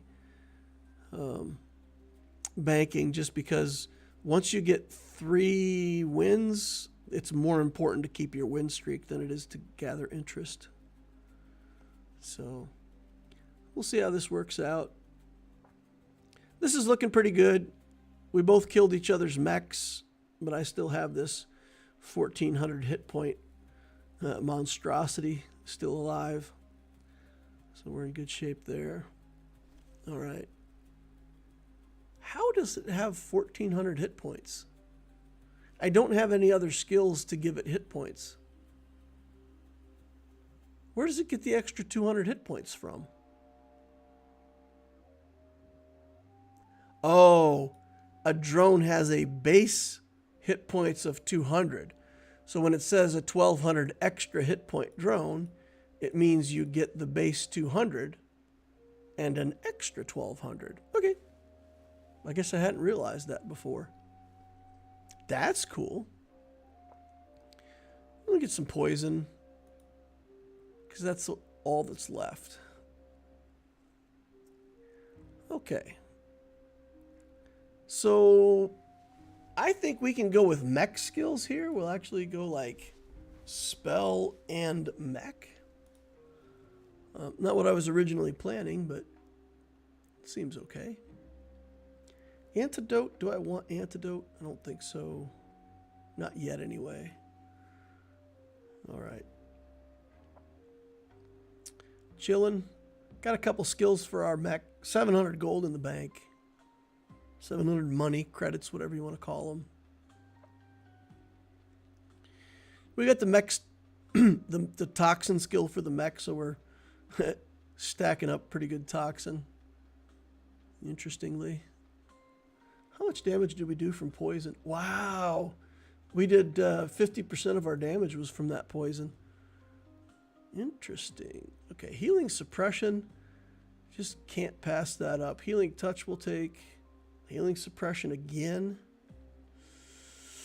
Oh, who are we fighting? Mommy Killer. It's another healing champ. Let's take the healing suppression. Let's reroll this. Mech vulnerable. I'm going to click that before the next battle starts, because then I can get vulnerable and toxin from my mechs. So that's going to be a lot of damage over the course of the battle.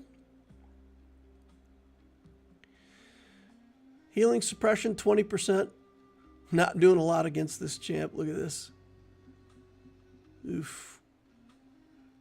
We're still working the health down, though, so, you know. She doesn't have enough damage yet to kill our mech quickly, so. Once our mech dies, though, we're going to go down like a sack of taters. All right. Battle ended before our mech died, luckily. So that was about to turn around and get really ugly for us, but luckily the battle ended in time. Okay, grab a couple more skills here. Vitality Burst, Drone Malfunction's good. Those are all three good skills. A few more hit points. We'll take Overload. Giving our drones more hit points is good. Let's see. I don't think I want... let's take Bloody Curse. We'll take Bloody Curse. We'll take Death Touch. Healing Suppression. I gotta click it every time I see it. It's so good into this arena. All right, we're on 600 gold. We're at level 2. We got a lot of skills that we have to level up in order to get to level 5. So, kind of mid-range, collecting some interest. All right, let's see what our next artifact is. If we can get another high-value artifact here, that would be good. Early Bird. Early Bird's pretty good. Just getting spell skills, though. I mean, we've been skunked on spell skills. So let's just get 6 spell skills for free. I mean, we are a spell champ. That's what we would like to do.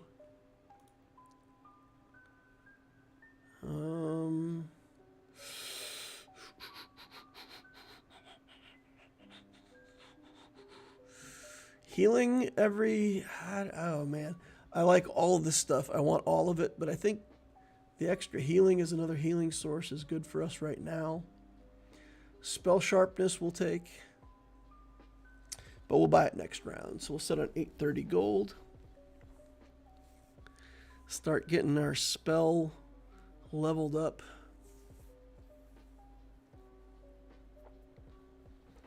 I think we've got enough healing stuff.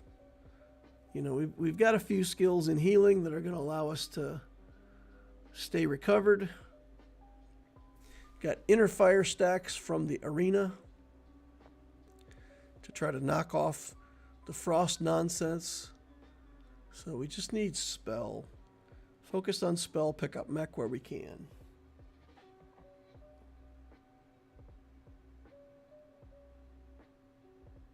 What place do you think you'll get next? There's so much randomness to this. If we're offered good skills and we keep finding good things to click, you know, we'll do well. We'll get a high placement. If the game betrays us like this, I'm getting like no spell books. So if we continue to get no spell options, you know, we're looking at a pretty low placement.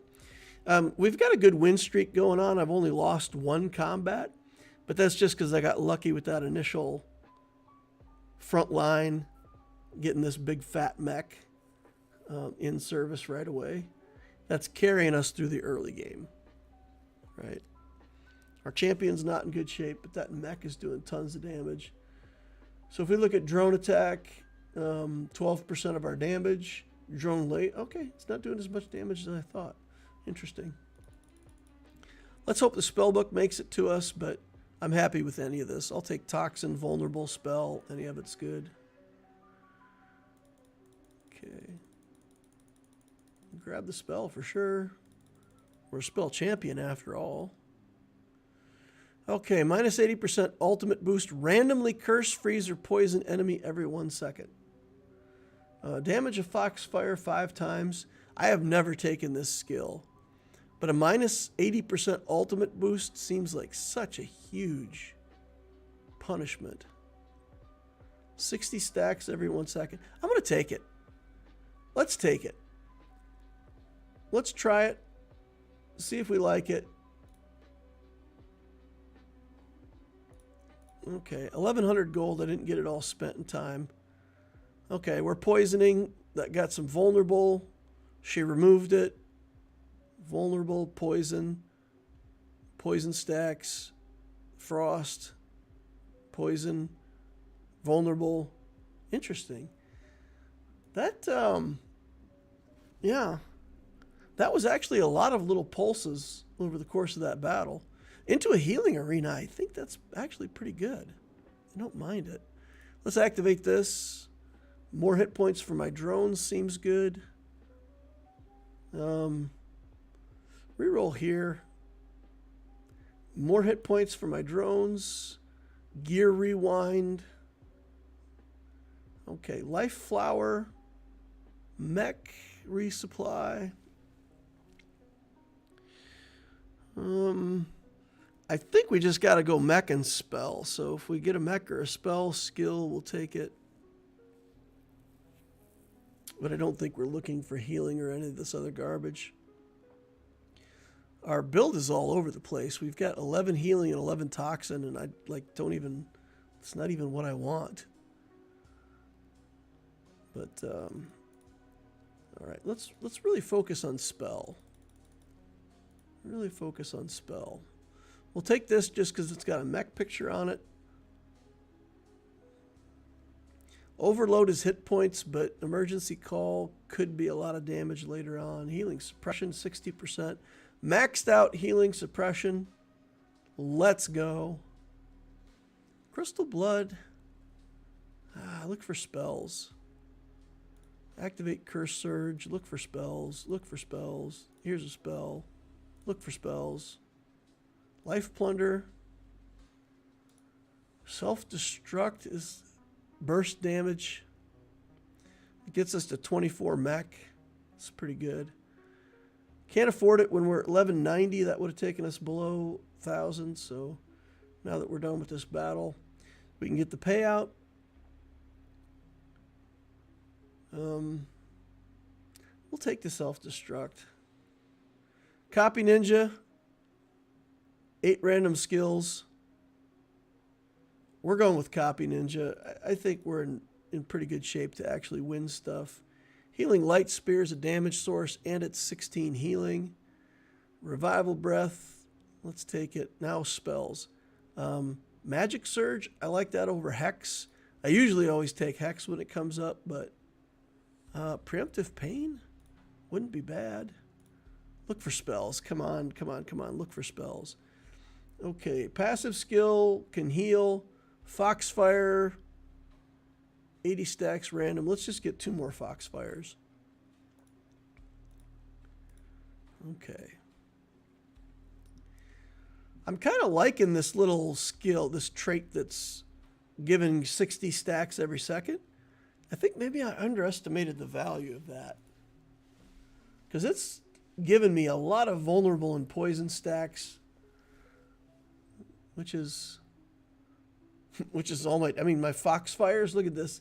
5% of my damage came from my ult only.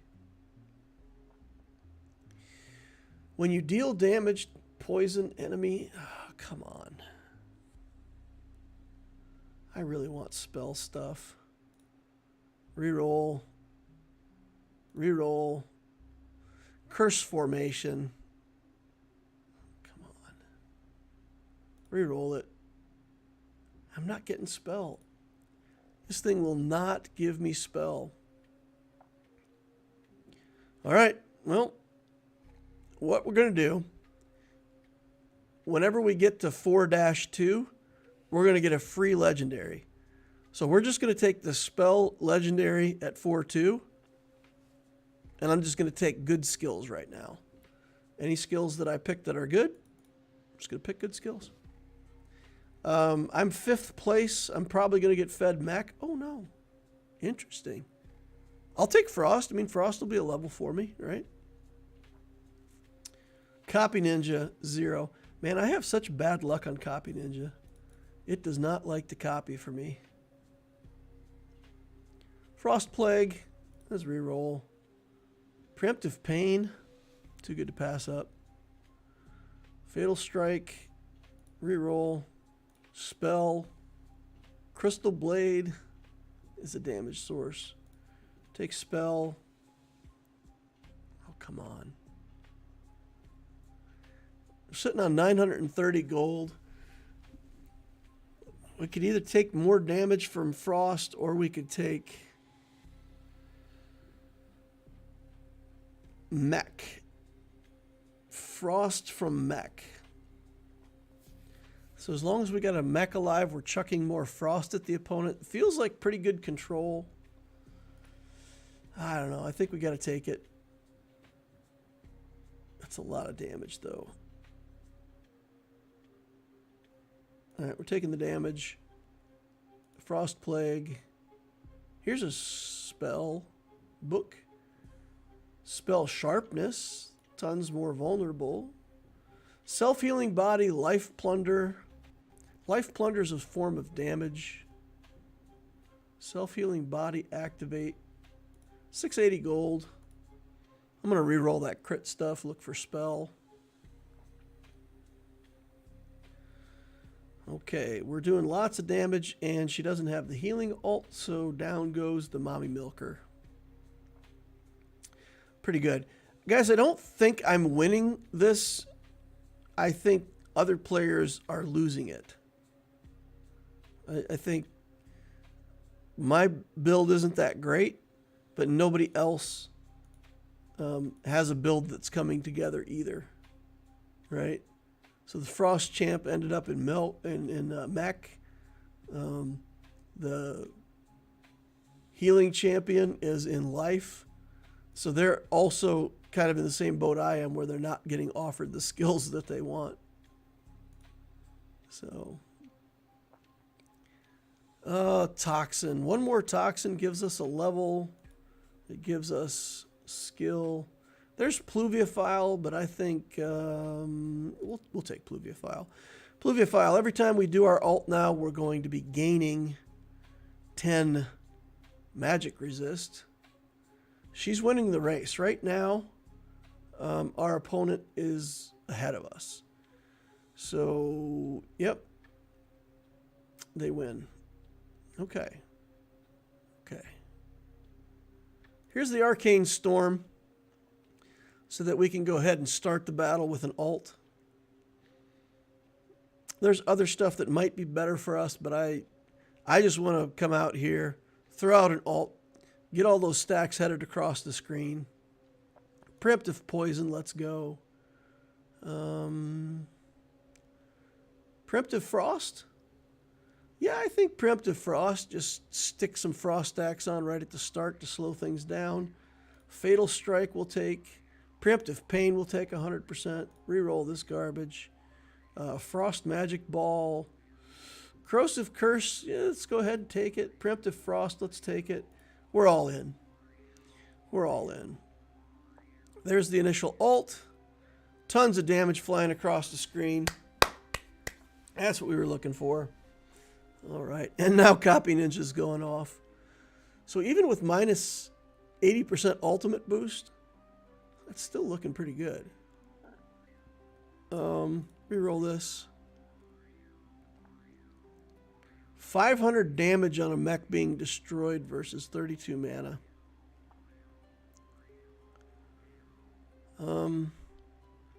Let's take the extra damage. We've got a Felixer here. That's good. We'll be able to get extra crit chance. We'll start with the initial spell. Here we go. Look at that. Slowly going across. She got the poison alt. Oh, brutal. Brutal. That is a lot of damage. That's a lot of damage. Okay, let's see if we can get this spell. That's fine by me. Magic Mark, Magic Surge. Get more ults off. That will be good. Copy Ninja. All right, let's do that. Let's re-roll this. Let's just look for good skills. I don't think I want any of this stuff. Couple levels of frost, a couple levels of health would get us another level up. Getting to 40 and spell would get us a level up. We can lose like 2 more, but by then we have to have a winning formula. All right, let's go. Poof. 3 magic frosty. Oh, come on. Live through the poison. All right. Oof, that's a lot of damage. Now, if we could just get to level 20 and get that, ooh, I don't want this. Yeah, I don't want this. Reroll it. Oh, come on. Come on. And we're offered adrenaline. Okay. Okay, we're offered adrenaline. That's good. That'll help a lot. That'll give us a get out of jail free card, so to speak. We're stealing all kinds of mech skills from the opponent with Copy Ninja. Copy Ninja's going crazy now. We've gotten 12 skills from it. That's not bad. All right. Spell goes to 40. We get a level. Amount of Foxfire +2. Perfect. Pick up that adrenaline, of course. Magic Mark is too good to pass up. Reroll the health stuff. Toxin Magic Ball. Yeet. Throw it all in. We'll get Emergency Call to get our drones. Well, you know what? We're not going to do that. We're going to win this round. We're going to take out Agub, and we'll get first place. Here we go. 5 Foxfires coming across the screen. Nice. Okay. Came together nicely in the end. Spell Mech. Not where I thought that was going to end up, but you know, when you get that front line offered right away. That's going to be it for me. I'm going to wrap it up there. Been a fun stream. Please remember, anybody who's still here, hit that like button on the way out if you didn't hit it on the way in. Subscribe to the channel to see more of my stuff in the future. Notification bell tells you when I'm doing these live streams. And of course, we've got a Discord community for the Star Wars Galaxy of Heroes people. You can join that. It's a nice, safe, non-toxic community. Great for newer players. You can get in, ask questions. There's always helpful people willing to help you learn how to play the game. I've fallen out of the top 10. What? Nah. 46.25. I need 10 more points to get back in the top 10. All right, well, we'll do that sometime later. For now, thank you all for watching, and we will see you in the next Holocron.